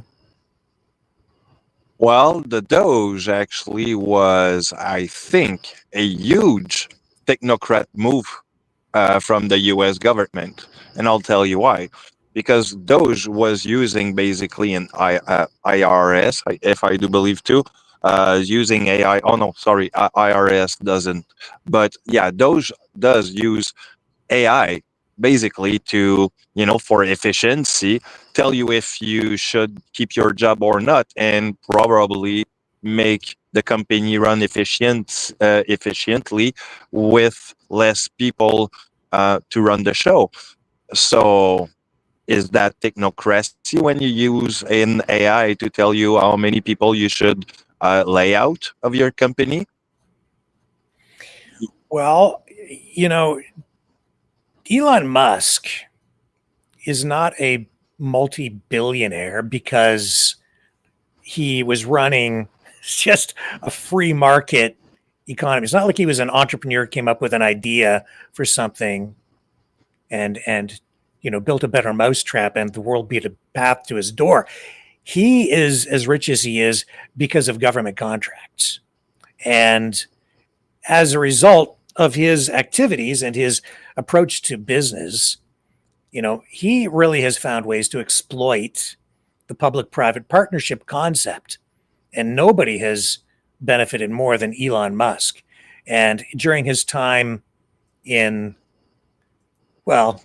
certainly since, creating Tesla and then SpaceX, he has usurped more wealth than anyone in history, as the United States has amassed more debt at any time in its history. So there's irony there. Makes sense. This is a guy who's saying we need to cut government spending, but he's the one who has really pulled in the most money of anybody. And while the country has been going deep in debt. So essentially the United States going deeper and deeper into debt in order to pay Elon Musk and give him all these government grants and subsidies. Yep. Which is another way to destabilize the economy. Well, or maybe stabilize it. It depends on what you get back out of your investment, right? But that's part of the socioeconomic equation at play here with technocracy. And technocracy, really viewed by many as sort of a hybrid form of socialism. Some even suggesting that countries like Singapore are actually a technocracy today. Others going even so far as to say countries like even Russia or China are essentially forms of technocracy, although I wouldn't say pure forms by any stretch, but Russia may be falling into line with that. And certainly these countries, especially in Russia, Russia is an oligarchy. And in that sense, it also has become a form of a technocracy because those oligarchs control companies that are technological in nature. And those technocrats or those oligarchs control a lot of the power and also drive political policy, even through an autocratic, a democratic autocracy. Maybe I can call that what is going on in the Federation of Russia today. What corporocracy would work? These are real things. Mm-hmm. Well, you mentioned China actually, and since 2018, if my memory is correct from my research, so they're using WeChat and, well, their social credit basically to, well, if I say something against the government and criticize Xi Jinping and whatnot, I can lose my job, I could lose my apartment, I could lose whatnot, so many things. You can even being thrown out of the window in that case if you say something against the government, or being cracked down on if you're a person with a CEO of a company. Rick, for example, you would be taken away from the Maverick company or Inc., whatever, because you would criticize the government on WeChat. So this is a form of technocracy on its own. And in fact, censorship was front and center during much of Trump's first presidency, certainly after he was ousted the first time. Now he's come back, but there he sits at this dinner overnight. There's Zuckerberg, there's Bill Gates, there's Melania Trump. What did Melania Trump post on social media? She said, heading into this dinner, the robots are here, which is to say that this new artificial intelligence era is upon us, the era of robots. Everything is changing. And so here Trump sits. Very weird, isn't it? That he's sitting there so friendly with Gates and Zuckerberg, both of whom have been run companies that censored him, actually banned him from their social media platforms when they were trying to get rid of Trump. But now he's back in power and they're breaking bread with the guy, while Melania acknowledges that the two guys on each side of Trump are reshaping the world through artificial intelligence and robotics. And they truly are. Yes. Well, I don't remember. They were talking today about vaccines and genetic engineering and all of these issues that are front and center and really at the core of a lot of the issues we've been facing, certainly since the pandemic. And there's the father of the vaccine right there with the two guys on each side of him, while the guy in charge of who gave us the vaccine through Operation Warp Speed is also speaking out of both sides of his mouth, just like a typical politician, saying that he wants to know the truth about what the efficacy or the damage of the vaccines truly is, so he can put an end to all of the controversy once and for all.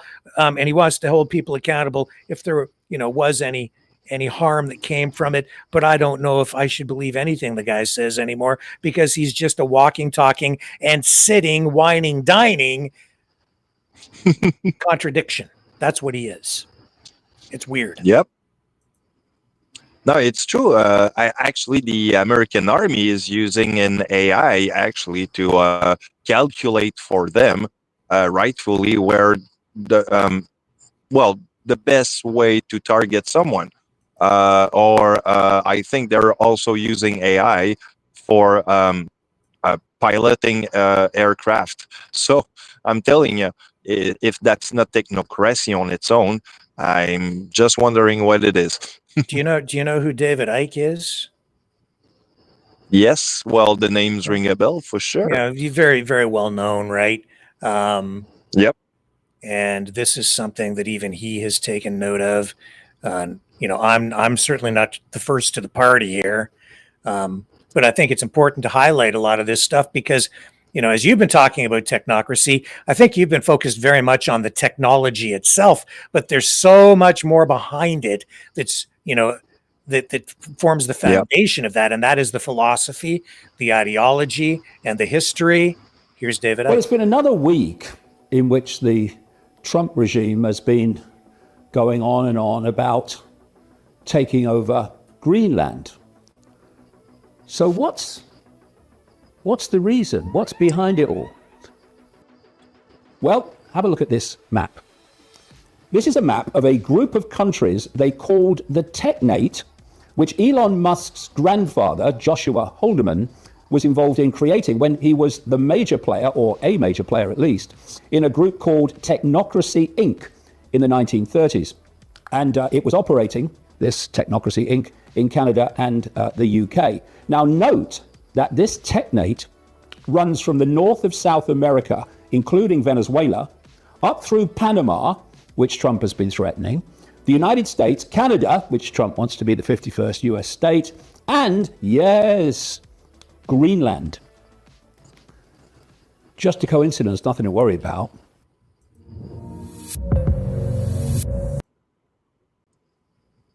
Nothing to worry about. Nothing Only to a coincidence. I don't believe in coincidence. I always say that, right? No big deal. No big deal. It's just, just taking over all these countries.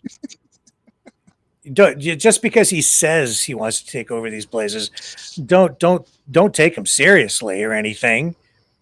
And that was back in April with David Icke. And what have we seen just in the past week, the last few days? We've seen this massive military buildup around Venezuela. We've seen Trump actually release video of this vessel, this boat, this alleged drug boat. They blew it out of the water to send a strong message to Venezuela. We've seen in the Trump 1.0, he wanted to get rid of Maduro back then, was not successful. Now they're really going after him. They've increased the bounty on Maduro's head out of Venezuela to $50 million US. Do you know how much of a bounty they put on Osama bin Laden's head? Oh, God, I don't remember, but it was around 10,000 or 25,000, something like that. No. It was a lot more than that. Not in the thousands. It was in the millions. It was. I believe it was 28 million. It was just a little more than half of what they're now offering for Maduro's head. Well, right? Look, Rick, you got to look at the inflation today. Well, yeah, but that whole thing talking about the Technate, right, and technocracy. Remember, as we were kind of leading up to this conversation tonight over many nights, remember I told you that I never really paid a lot of attention to this stuff when I was younger, but when I was a kid, I was certain I had seen a book or something, and it was this. This is what I had seen. I'm pretty sure at a used bookstore, which I used to go to once or twice a week. Every weekend I went down there when I would go to this repertory cinema to see all these weird art films and fringe films and stuff, right? Because I was just like that when I was in high school. And so I would go down there, and I remember seeing this. I may even have seen this in a school library, but I never really took the time to read it. I opened it and I remembered reading a little bit of whatever it was in this book, but this isn't actually a book. I think it's a magazine. And there it is. Yeah, I think it's the one of the magazine you have referred to earlier. Yeah, so this has been around for a long time. This idea, this ideology, outlawed, as I say, in Canada, in the 1940s, I believe. And it led to a bunch of arrests. And that's because they were like literally calling for the overthrow of the government, at least some of the people involved. They wrote it down too, which probably wasn't too smart, as I recall, learning about this stuff over time. I'd never read that magazine, but maybe I'll find some way to get a hold of the contents inside. I think they wanted to arrest them because they were ahead of their time. Yeah, but this was, it wasn't just about the technology. It was about their view of technology, how to use technology to get to a utopian society, essentially, right? Mhm. And so it was really a social movement, a political movement within the United States and Canada, and it favored technocracy as a system of government over representative democracy and partisan politics. And so, historians say that it was this guy, Howard Scott, and his Technical Alliance and Technocracy Incorporated, prior to the internal factionalism that dissolved the organization later during World War II. And technocracy was ultimately then overshadowed by other proposals for dealing with the crisis of the Great Depression. But at the time, very appealing to people leading up to the Great Depression and certainly during the Great Depression, because people were looking for answers in the face of all this economic hardship. And certainly people today looking for answers after the pandemic and the lockdowns and the way that we've used Exactly. right? And so a lot of these resurfacing, and as I say, kind of as I've been trying to say have been saying for a while, we're getting this convergence of political ideologies. I call it communofascism, have been calling it that, but it's this hybrid of populism. It is a form of populism. Some are saying it's nationalism. I think nationalism is just an element of it. And because of all of this going on right now, Ian, I think what we're experiencing is the not just geopolitical shifts, but a complete realignment of political ideologies and even political brands. But of course, people long taught about the left and the right. The communists and the socialists are on the left, and the fascists and the Nazis are on the right. And then there's stuff in the middle. But I don't think that these political charts hold true anymore. What we're getting today is this complete realignment, this hybridization of all these political ideas. And even when you look at the Liberal Party and the Conservative Party, those are brands and people are picking teams. But I don't really do that. I look at what are they really saying? What's the political ideology behind this stuff? And as I'm looking at what has been going on with Trump, populism, MAGA, the integration, bringing a lot of these people during the election in from the RFK Jr. camp. I even saw communists coming in order to win the election. Trump and MAGA, they had to expand their tent to bring in more people to get the political critical mass there at the polls in order to defeat the Democrats or the liberals, right? Because they've really gone to war with liberalism exactly the way they have in Russia, exactly the way Dugin in his neo-Eurasianistic philosophy envisions the world. It's about going to war with liberalism. That's the driving force behind it. That's what they're using. And not just liberalism, even that term, I would say, is kind of and not really accurate, because what they're really going to war with, and you heard Trump say it here today, and it's part of this technocracy hybridization. He says wokeism. Department of Defense no, that's too woke. So we're going to call it the Department of War, because they're at war with progressivism and wokeism, not liberalism per se, especially on the North American side, But when they say liberal, what they really mean is any kind of progressive idea. And I think that they've, like so much in politics, they're taking it way too far, and they're embracing extremist. They're becoming extremist in the embrace of this war itself, and they're taking things too far, in my view. And so now it's like they're finding wokeism in places where it probably should not be applied. Like, is they're calling it the Department of War? I'm very uneasy, because this means it's like a shift. They're going to adopt the warrior ethos. So in order, like, they don't want peace. They want freaking war.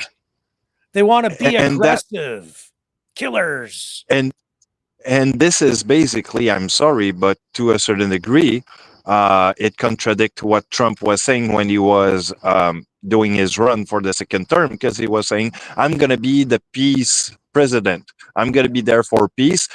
Give me 24 hours. I'm going to call Putin and whatnot, and everything's done. Okay. No more war. Everything's good. But what's going on right now? What do we have?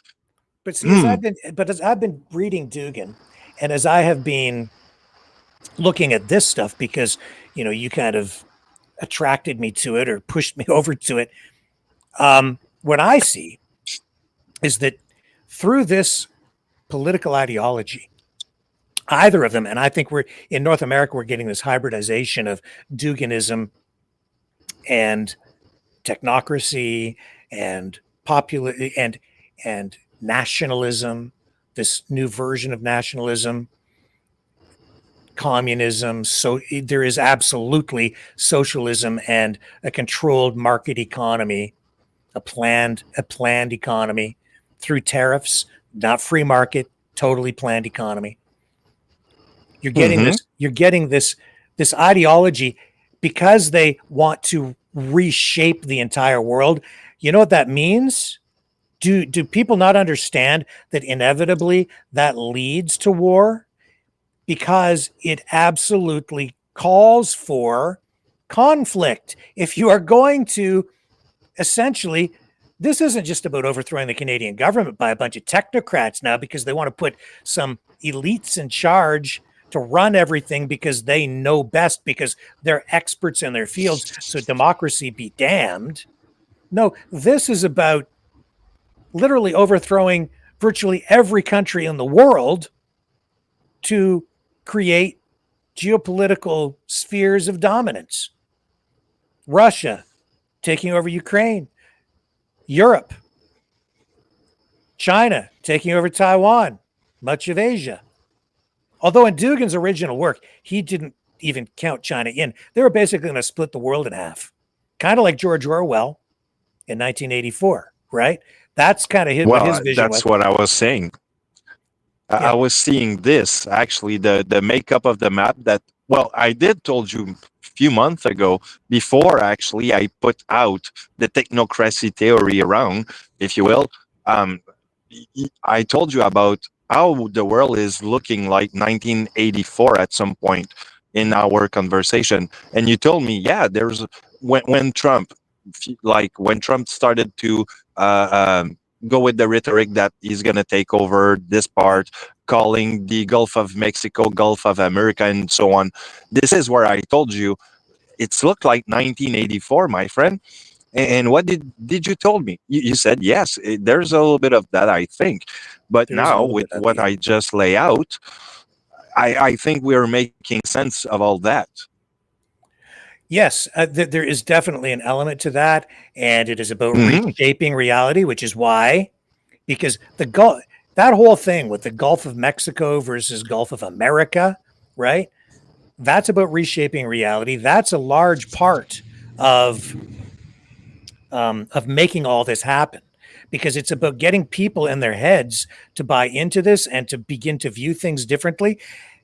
And as I've said before, one of the things that started to really clue me in was my conversation with retired General Paul Vallely, who told me off camera in back studio that the key to overthrowing Canada is to convince people that Canada is not a real country.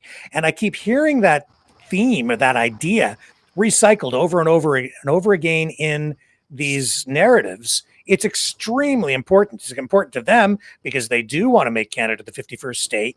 They need to convince you erroneously that Canada is not a real country. Some people may view it that way, but it's not actually true. And I'm working on something important with regard to that I'll be releasing in the weeks ahead if I can find the time to get it done. But here's Musk in the White House before his falling out with Trump, talking about democracy. Feedback loop. Okay, we'd have to if you sorry. So tell you, gravitas can be difficult sometimes. If there's not a good feedback loop from the people to the government, and if you have rule of the bureaucrat, if the bureaucracy is in charge, and then what meaning does democracy actually have? If the people cannot vote and have their will be decided by their elected representatives in the form of the president and the Senate and the House, then we don't live in a democracy. We live in a bureaucracy. So it's incredibly important that we close that feedback loop, we fix that feedback loop, and that the public's elected representatives, the president, the House, and the Senate, decide what happens, as opposed to a large unelected bureaucracy. So he's making it sound like he's in favor of democracy of some kind, but he's a complex character, and I'm not sure that he really means that. And I can show you why. Let me get all the way back over here with these slides that I have prepared tonight, because in February of this year, and this was in response to some stuff that Justin Trudeau had been saying. So he posts this: Canada is not a real country. That was back in February of 25 this year.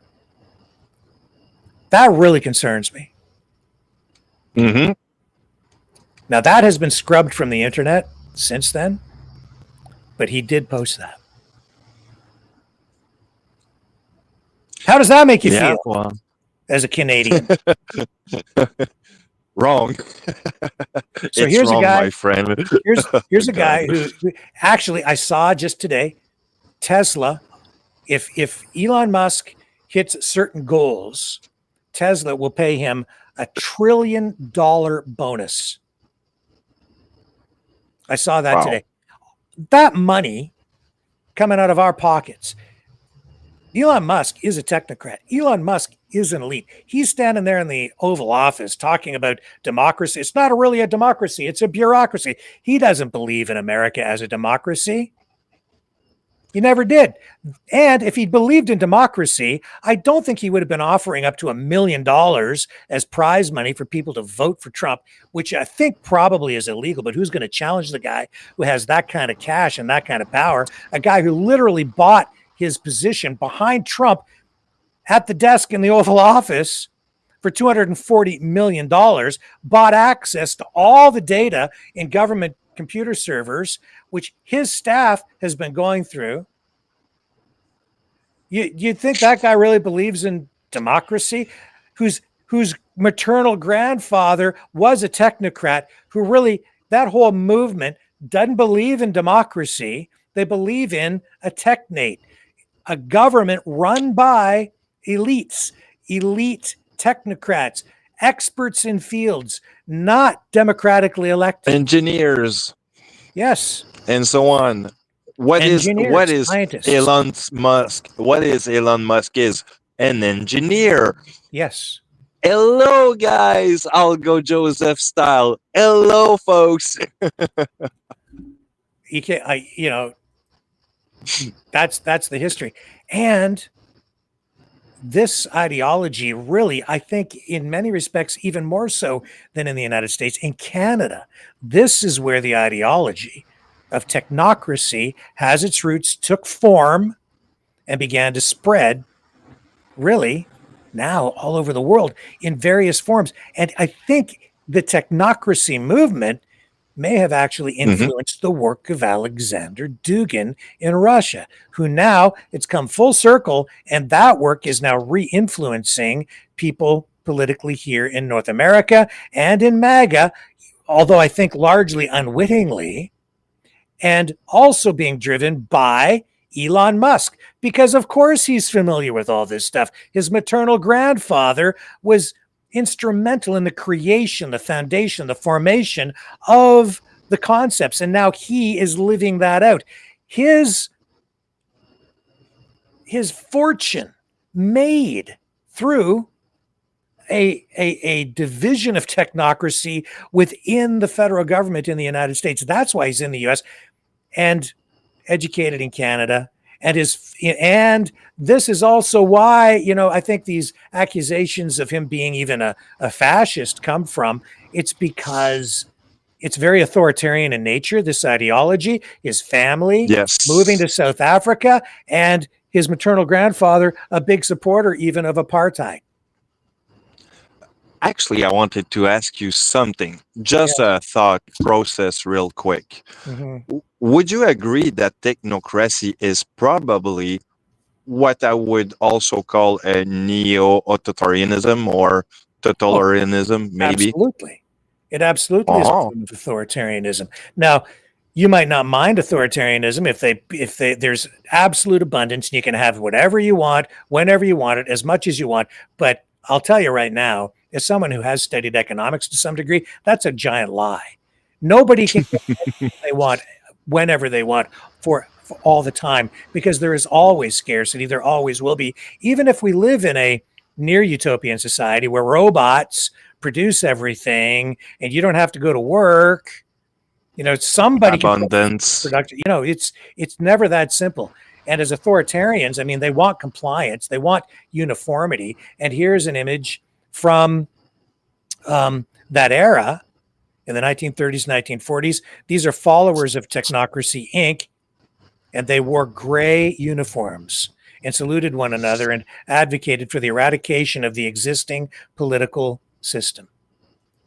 Gray is the color of conformity and the color of neutralness. Yes, well, if I'm correct. Yeah, obedient little technocrat soldiers.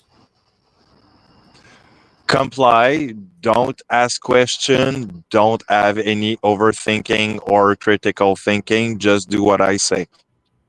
And then Musk's grandfather also, even as he drifted away from the technocrat movement, became instrumental in the Social Credit Party in the U.S. in Saskatchewan, as he became, a big political figure. But social credit, the Christian way. Yeah.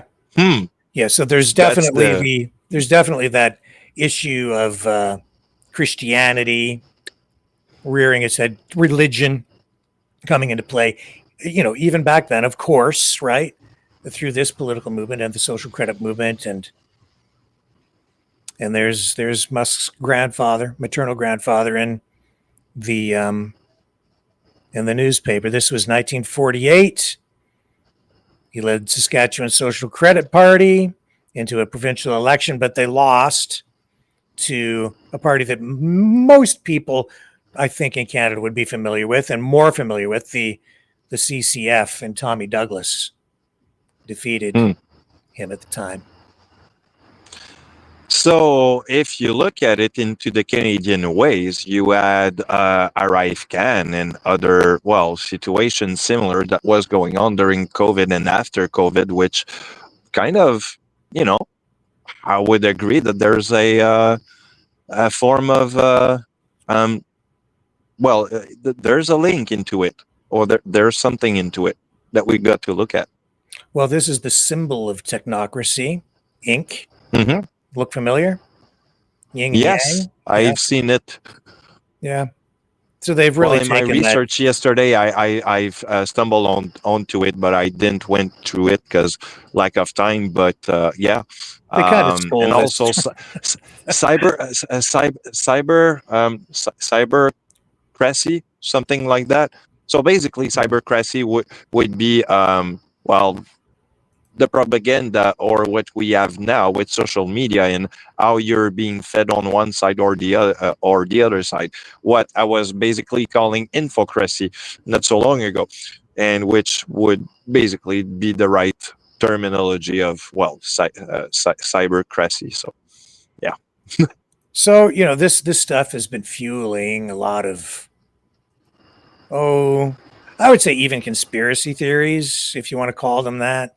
That may actually be more rooted in truth than conspiracy as it relates to Elon Musk. I'm going to run this little video here. I'm not even sure where this one goes because I didn't have really time to vet it, but I'm interested to find out what he's saying because this all goes back to Musk and Werner von Braun and Nazism and World War II and technocracy. Werner von Braun, this gentleman here, we have him pictured in my favorite picture of him before he joined NASA. He was part of the Nazi SS and worked for Hitler. So talking about von Braun, his ties to the Nazis and Project Mars. Werner von Braun, chief architect of the Saturn V rocket that brought von Braun giving us the Saturn V rocket. He says Operation Paperclip, Nazi Germany. Then he worked for basically I already see the dots here. Trying to tell you what this guy's saying.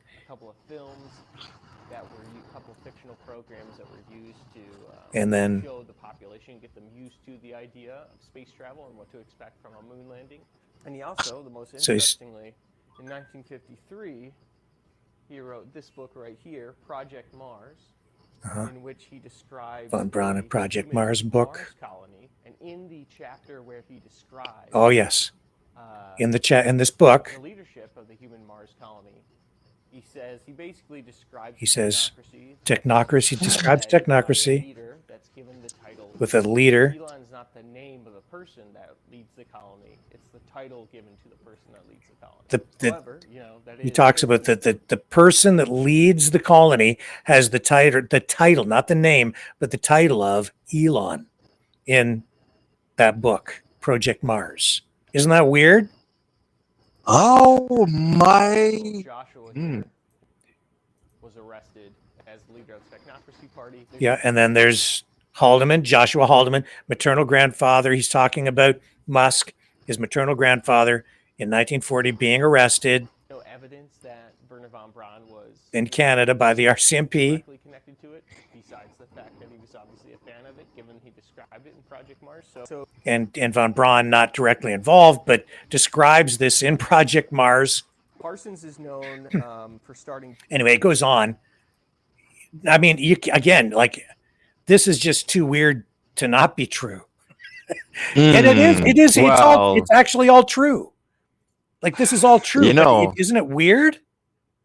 So Braun would have inspired the grandfather of Elon Musk and so on. And so there you go. So his maternal grandfather tied into technocracy, Werner von Braun writing about this, Project Mars, and then in that book, and then the leader of the people living on Mars has the title of Elon. And I did heard that somewhere before. So then Elon, right, is born. They choose the name Elon. He moves back to Canada. He's educated in Canada, ends up in the United States, and now who wants to go to Mars? Who's being given billions and maybe even trillions of American and even other country, including Canadian tax dollars, to pursue this dream of a utopian society and establishing a colony on Mars? Elon, who's I remember where it comes back. It's all these things interconnect, and so why do you think they chose the name Elon when Elon was born? For the folks who wants to make a research just for the fun of it, of dive into it, go ahead on your whatever Google search, type Elon, title cyberpunk, and that's gonna be exactly what it did remind me. Oh my God, Rick, really? Now I'm just like, Eureka moment again. Well, We're into it. I'm glad I'm giving you some eureka moments. So in October 7th, 1940, this is actually from Wikipedia. So I lifted this and just posted it up here. The Royal Canadian Mounted Police arrested members of Technocracy Incorporated, charging them with belonging to an illegal organization.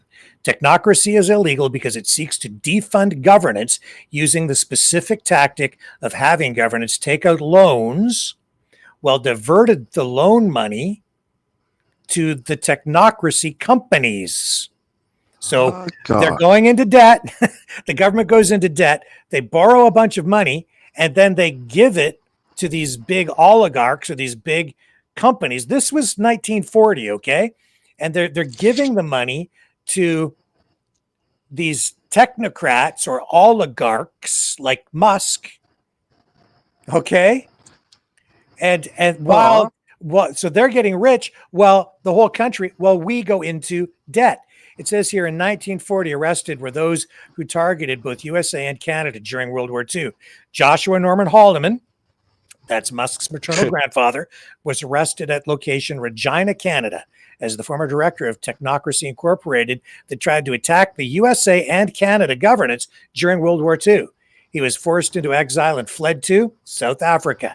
That's why Musk has his roots in South Africa, because his maternal grandfather was running away. Norman Haldeman, that attacked USA and Canada, is the maternal grandfather of Elon Musk.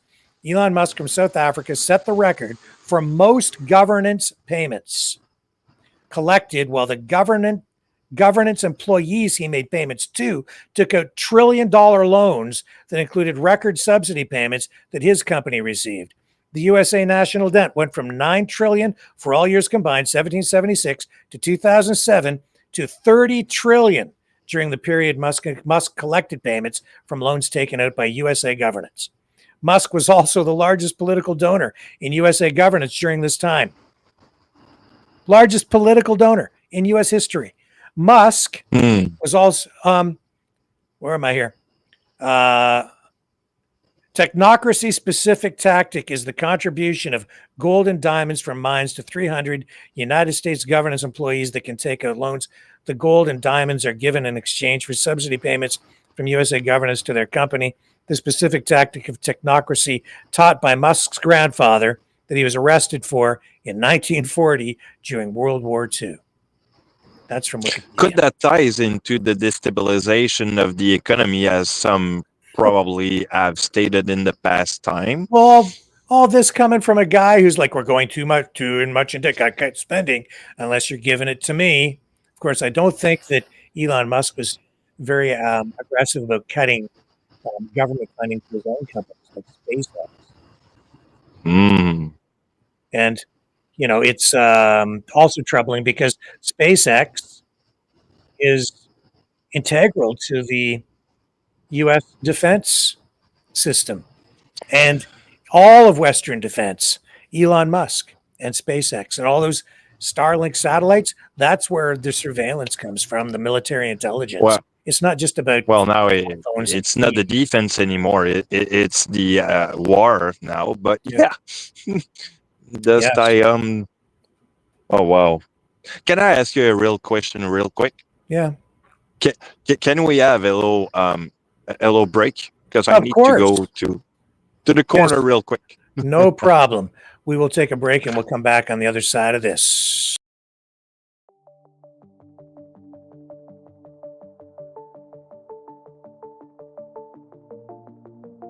Greetings, brave Mavericks. Our quest for truth continues. We go beyond fake news. Together we expose propaganda. Together we pull others out of rabbit holes. We are maverick thinkers. We are all unique individuals, defenders of individual rights and freedoms, credible, trusted, grounded in reality. Maverick News, Maverick News. Defending free speech, free speech. Donate at freedomreporters.com. Do it now. Tomorrow may be too late. Maverick News. The world is watching.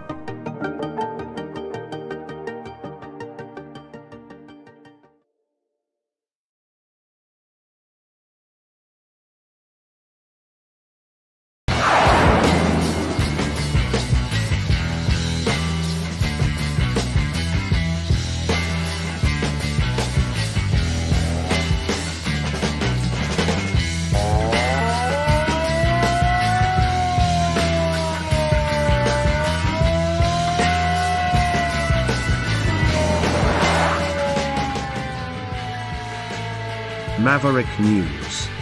Fighting for freedom. Okay, we're back, and here's Ian again. Yeah, there you are. Okay, so just to throw it over to you for a thought here. At this moment in the program, is any of this opening your eyes? A lot, actually, and I think there's a lot of document that you have that I need to see and look carefully and make some dots here, because, yeah, lot of eureka moment tonight. Thank you, sir. So, yeah, it's because when you've been talking about technocracy, I was like, you know, I get what you're saying, but I kind of felt like, even through your Substacks, like this information is not whole.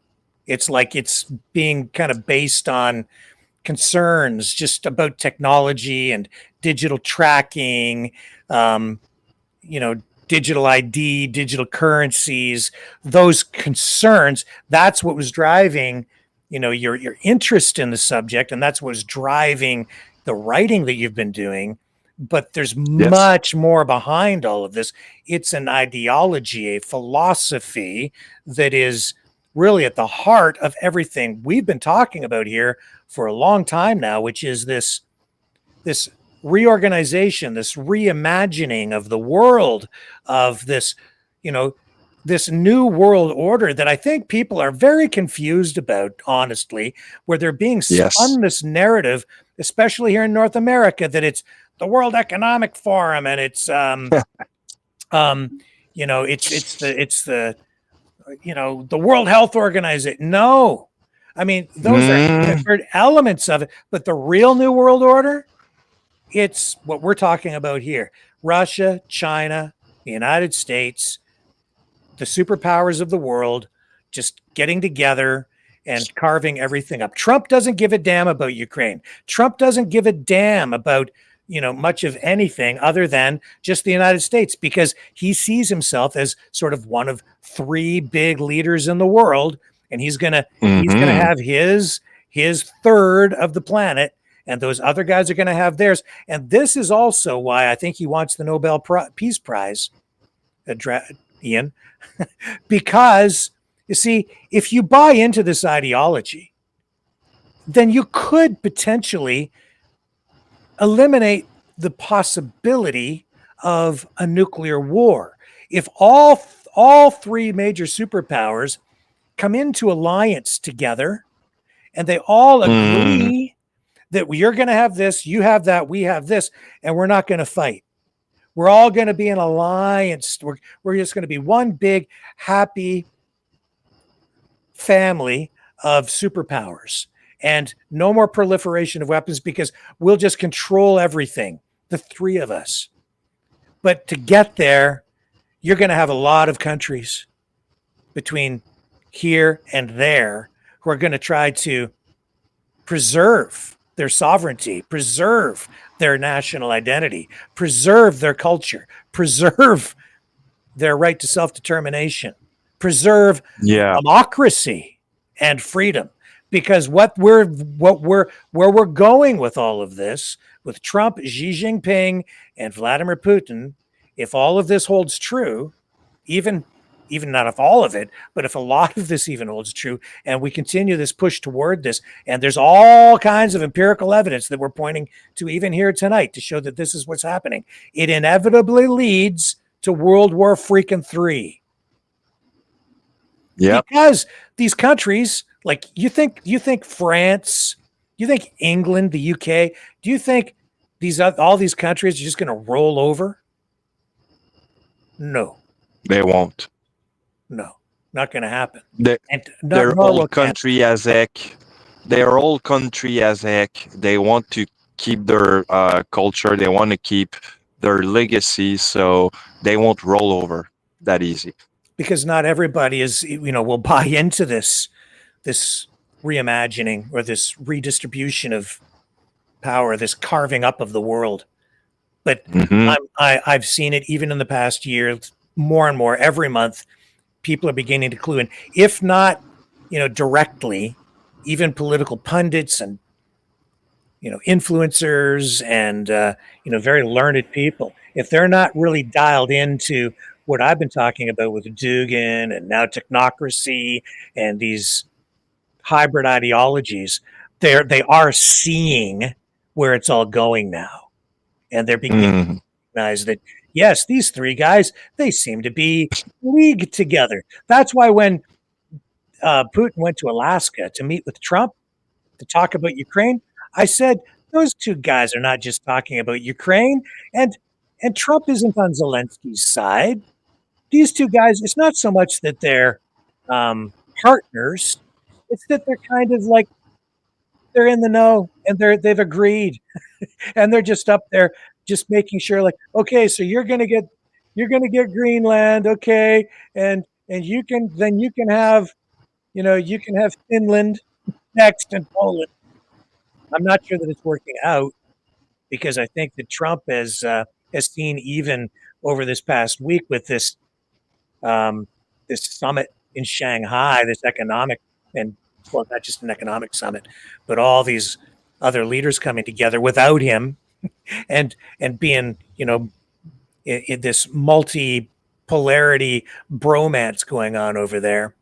I think Trump was almost jealous, and so I don't know that Trump is going to hold through all of this, because Putin keeps disrespecting him.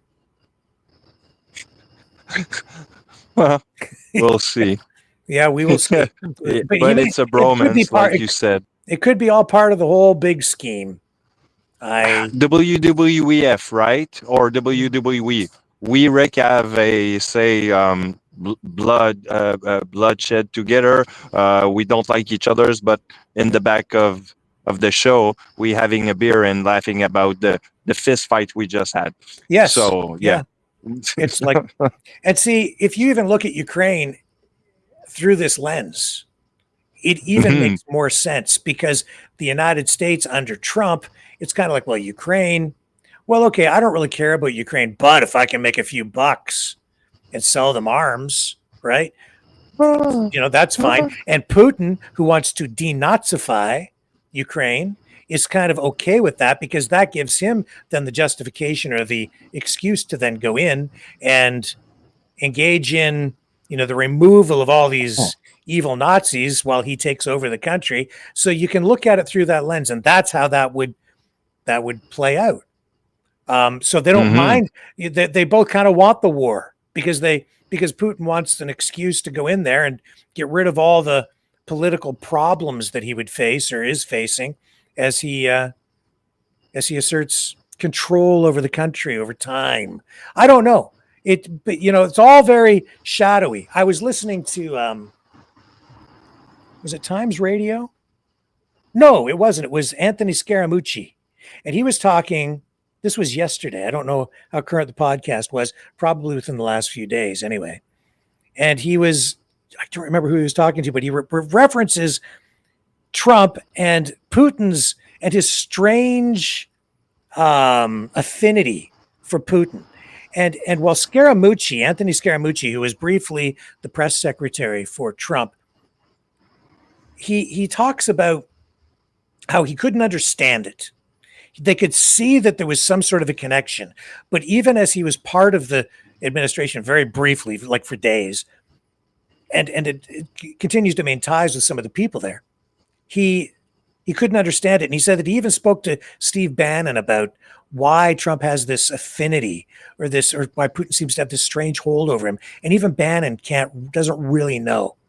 He doesn't really know. But you have all these allegations that the Russians maybe have something on him, or that he's a Russian agent or a Russian asset of some kind, or for some reason. And certainly there are these absolute definite ties between Trump and Russia. Whether there's collusion or whatever, that's another leap. But there's definite connections there. And Paul Manafort, even during the first campaign, instrumental in all of that. And he was definitely tied in with Ukraine and Russian oligarchs and the money and all of that. And that's why Manafort ended up under arrest and served time, mostly under house arrest. But yeah, he paid a dear price for that, and he hasn't come back. So there's a lot going on behind the scenes that most people, if you're aware of it, most people only maybe on the surface level, most people oblivious to really what's happening, because they're all just being spoon-fed this, these narratives on social media and even through MSM, and you're on one side or the other, and you're just getting this drip, drip, drip of information where you're getting this sort of spun narrative where you don't really understand why these things are happening. Well, to me, it's looked like everything that you have warned us about, Rick, and everything that you were observing in the back kind of thing and trying to put in front of us, like, look, guys, this is what I'm seeing, and giving us editorialism after editorialism for 3 years, 4 years now after COVID and whatnot. I think this is where I put the name on it, and I think now I can tell you, coin it, bro. Take that Technocracy coin and spread the word. Well, Technocracy, we've I think really even only just touched the surface of this, because it is a complex ideology. For instance, and we're just about to wrap up here because we want to get to the Maverick Midnight Matinee movie, which is connected to this. But sure, Technocracy is a philosophy. It is a political ideology. I think that it has heavily influenced Elon Musk, who is an engineer, who is a technocrat. I would call that the system model. But right? Yeah. So, there's all of that going on. But if you look at it, it's very complex, because it wants to do away with the price system of the way that we've, the way that I certainly look at economics, the way most people, I think, in Western society do. And they measure efficiency and value through the expenditure of energy, which is it's very interesting, because they talk about whether something is working well or not. They developed a whole system through the technocratic movement to measure efficiency through how much energy is expended, to determine whether it's operating efficiently or not, because they're scientists and engineers, not through like money or a price system or an exchange mechanism. So they're doing away with all of that. And is a government program working well? Well, they analyze all of that by how much energy is expended. How much money also has been spent on the subject or project. Yeah. And then to influence the way that people behave and the way they react to government programs, and whether government programs get people to respond in the ways that they want. They don't really use financial incentives per se. They would, through this technocratic system, issue credits, like energy credits. It's a form of social credit. And we've seen the adoption of ideas similar to that through like carbon tax credits, right? We've seen that, and even energy credits. And certainly, do you know one of the main ways that Tesla has made profits? It's not through the sale of their cars. It's through the sale of carbon tax credits, because the way the system works, especially in a country like Canada and the United States, is if you are an automotive manufacturer and you're making gasoline-powered vehicles, you need that you're allotted so many carbon credits by the government. And if you want to continue to produce cars, but you've used up all your carbon credits because each vehicle made is costs you a certain number of credits based on how fuel efficient the vehicle is. And if you and the more gas that a fuel that a gasoline powered vehicle consumes, the more carbon credits each production of each unit costs you as a company. And once you've used up all your carbon credits, you know how you keep on producing to make a profit and continue to put vehicles on the market? You can purchase them reducing your carbon tax too. No, right. No, you purchase additional credits from a company that still has them in store. So for a company like Tesla, which produces no gasoline powered vehicles, they're given the same carbon credits as companies like General Motors, Ford, Honda, Toyota. But those companies still produce internal combustion engines. So Tesla has all these carbon credits and they sell them to the other car companies because they don't produce any gasoline powered vehicles. And so they've been riding this wave of government handouts through carbon tax credits that they cash in by selling them to other car companies. And that's one of the things that has made Tesla the sort of the expansionary, semi-successful company that it is, not necessarily always profitable, but pulling all this money in because they ride the backs of these car companies that are still producing internal combustion engine powered vehicles that the public actually still wants to purchase. So it's not that they're not producing a product that that the public necessarily wants because it's not being market driven. This is a controlled market entirely at this point. And the advantage is given to a company that produces electric vehicles. And we've seen even in markets like China, where there was heavy duty price competition for, this is just all off the top of my head, right? So I hope I'm getting it all straight. But in China, Tesla was losing market share because companies like BYD and other Chinese subsidized electric vehicle manufacturers were able to produce vehicles way below the cost of what Musk was able to. So he was facing a price war. So he was able to chop down the price of his vehicles over there. And a lot of that is made possible because of the sale of carbon tax credits, even in the United States, where that makes the company more like viable in other places like China, where he's facing intense competition. Again, not because of market conditions, but artificial or government controlled, state controlled market conditions, because they're subsidizing the Chinese companies so that they can put the American company out of business. None of this is corporate credit. This is another reason why Trump 2.0 is entirely different for me, in my view, than Trump 1.0. Because on Trump 1.0, totally different. You got government cuts.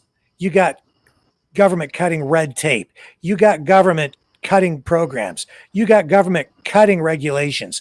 You got Trump striking new trade deals like the one with Canada and Mexico, a new version of the North American Free Trade Agreement, but it was mutually beneficial. I remember in Trump 1.0, the tool and die shops here near me were like just couldn't keep up with demand during Trump 1.0, especially in the first 2 years of the administration before the pandemic, because there was so much oil and gas activity, so much drilling going on the U.S. side, that they were calling up here to get components made for their oil rigs. And they were producing the stuff like crazy. The automotive industry humming along as well for those first couple of years. The U.S. economy expanding like crazy, because those were the things that really worked to expand the economy at the time. But what's going on now with these tariffs, this is different. This is a totally different approach. This is state control. This is ultimate control by one guy, Donald Trump. Because if you want your company to survive in the face of all these tariffs, you want an exemption, you want favorable treatment, there's one guy to go see. That's Donald Trump. That's why all those CEOs for those tech companies were sitting around breaking bread with Trump. It wasn't that Trump was capitulating to those guys who banned him off their social media platforms. It was the other way around last night. Those guys are bending the knee to Trump, at least for now. But they're in league together, and that is the technocracy that you're seeing sitting at that table. But there was, interestingly, one guy who wasn't there last night. Do you know who that was? Elon Musk. Yes. Trump says he was invited, but Musk wasn't able to attend. But those two guys, they're fighting. I don't know where all this leads, Dragon. Ian, I want to be real here, so I'm going to try to use your real name from now on. Because I like all of this. It's a stigmata now. This is crazy land, but everything we've talked about here tonight, folks, is absolutely real. This is the real history. This is not conspiracy theory stuff. These are facts. You can look them all up. It's all out there. It's established. What does it all mean ultimately? I think this supports largely what we're seeing in front of our own eyes. We should believe what we're seeing. And I think that it supports what I've been trying to assert for a year and a half, anyway, that this is the New World Order. And it's not that we're going to get a genuine technocracy out of this, but there's certainly technocratic elements to this fusion or convergence of political ideologies, creating this hybrid, even as we've seen acknowledgement of all of this, even from David Icke tonight. So with that, sir, I'm going to throw it over to you for a final thought before we launch into our Maverick Midnight Matinee feature, which is a teleplay from a story adapted from one of the pioneers, the prophets of all of this, Isaac Asimov. Ian, over to you. Well, I will say, guys, don't fear the evolution of politics that is technocracy today, because it's like a weapon. Anyone that can use a weapon in good or bad ill intention will probably do something out of ordinary. So, I mean, somebody could have good intention out of it and will use, like, for example, what happened with Zuckerberg earlier. I don't know what number you want to come up with, but if I can come up with the right number, I can just be positive and do right things, or be a total dictator, let's put it this way, and do bad things. So, well, just don't fear it. Just accept the way it is. So with that, I have a question. I'm going to go to the chat for this. Tonight's feature on Maverick Midnight Matinee is this old television show from 1962. I think it's called Out of This World. I think almost every episode has been lost, but this one remains. It's called Little Lost Robots. So what I want to know is, do you want the original black and white version, or do you want the colorized version?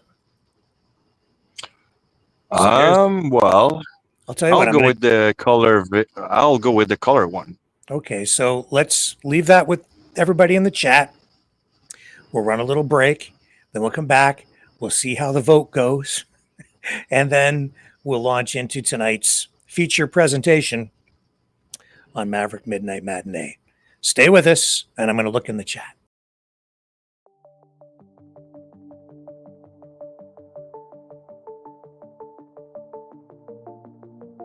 Greetings, brave Mavericks. Our quest for truth continues. We go beyond fake news. Together we expose propaganda. Together we pull others out of rabbit holes. We are maverick thinkers. We are all unique individuals, defenders of individual rights and freedoms, credible, trusted, grounded in reality. Maverick News. Maverick News. Defending free speech. Free speech. Donate at freedomreporters.com. Do it now. Tomorrow may be too late. Maverick News. The world is watching.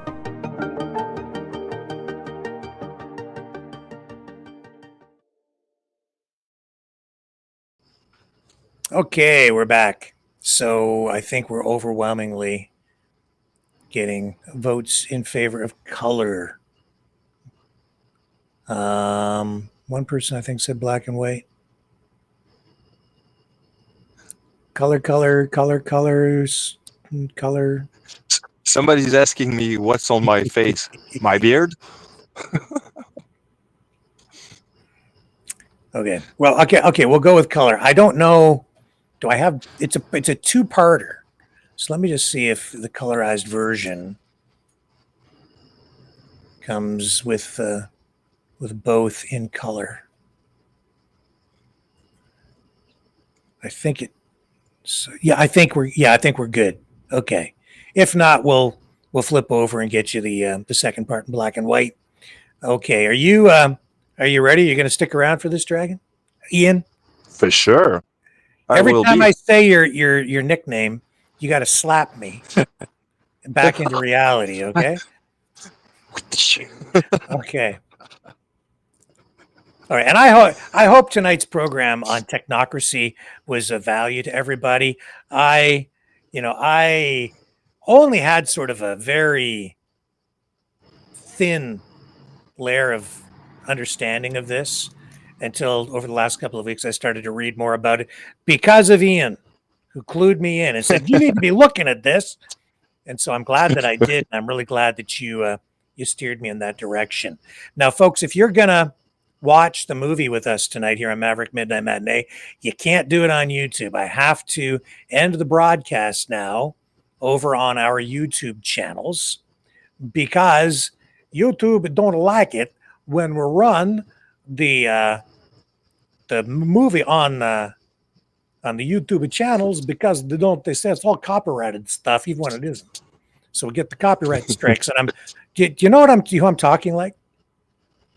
Yeah. Rosanna Dana from a Saturday Night Live, Gilda Radner. But I'm the male Gilda Radner tonight, and it's only Friday, and I don't know why I'm talking like this. It's got nothing to do with anything. Subliminal Gilda Radner. Okay. Oh, you know who she married? No. Gene Wilder. Do you know who Gene Wilder was? No, you don't know. The names rings a bell, but I'm not sure. I'm so old. Young Frankenstein. Very super talented, both of them. Anyway, those were the days. All right, folks, I'm ending the broadcast on YouTube.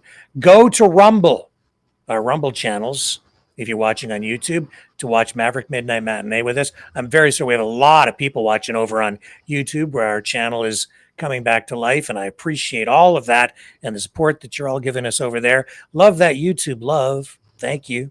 And I'm so sorry, but I have to say goodbye, YouTube. All right, here we go. Fly over. That YouTube channel is Gonzo. And we'll go over here and do the other one as we get ready to venture into the world of cinema. Silver screen, land of make-believe. Holy smokes, we're tying on both channels tonight over on YouTube. That's very encouraging. Thank you, everybody, for watching on Maverick Live. Appreciate that so much. That's fantastic. So, yeah, I can see lots of people over there watching tonight, and I'm very sorry, but we have to jump off YouTube, go to Rumble, our main Rumble channel, and we will see there, or the new MNN channel, Maverick News Network channel 3 on Rumble, and you can watch Maverick Midnight Matinee there. Okay, YouTube, the other YouTube channel's gone now as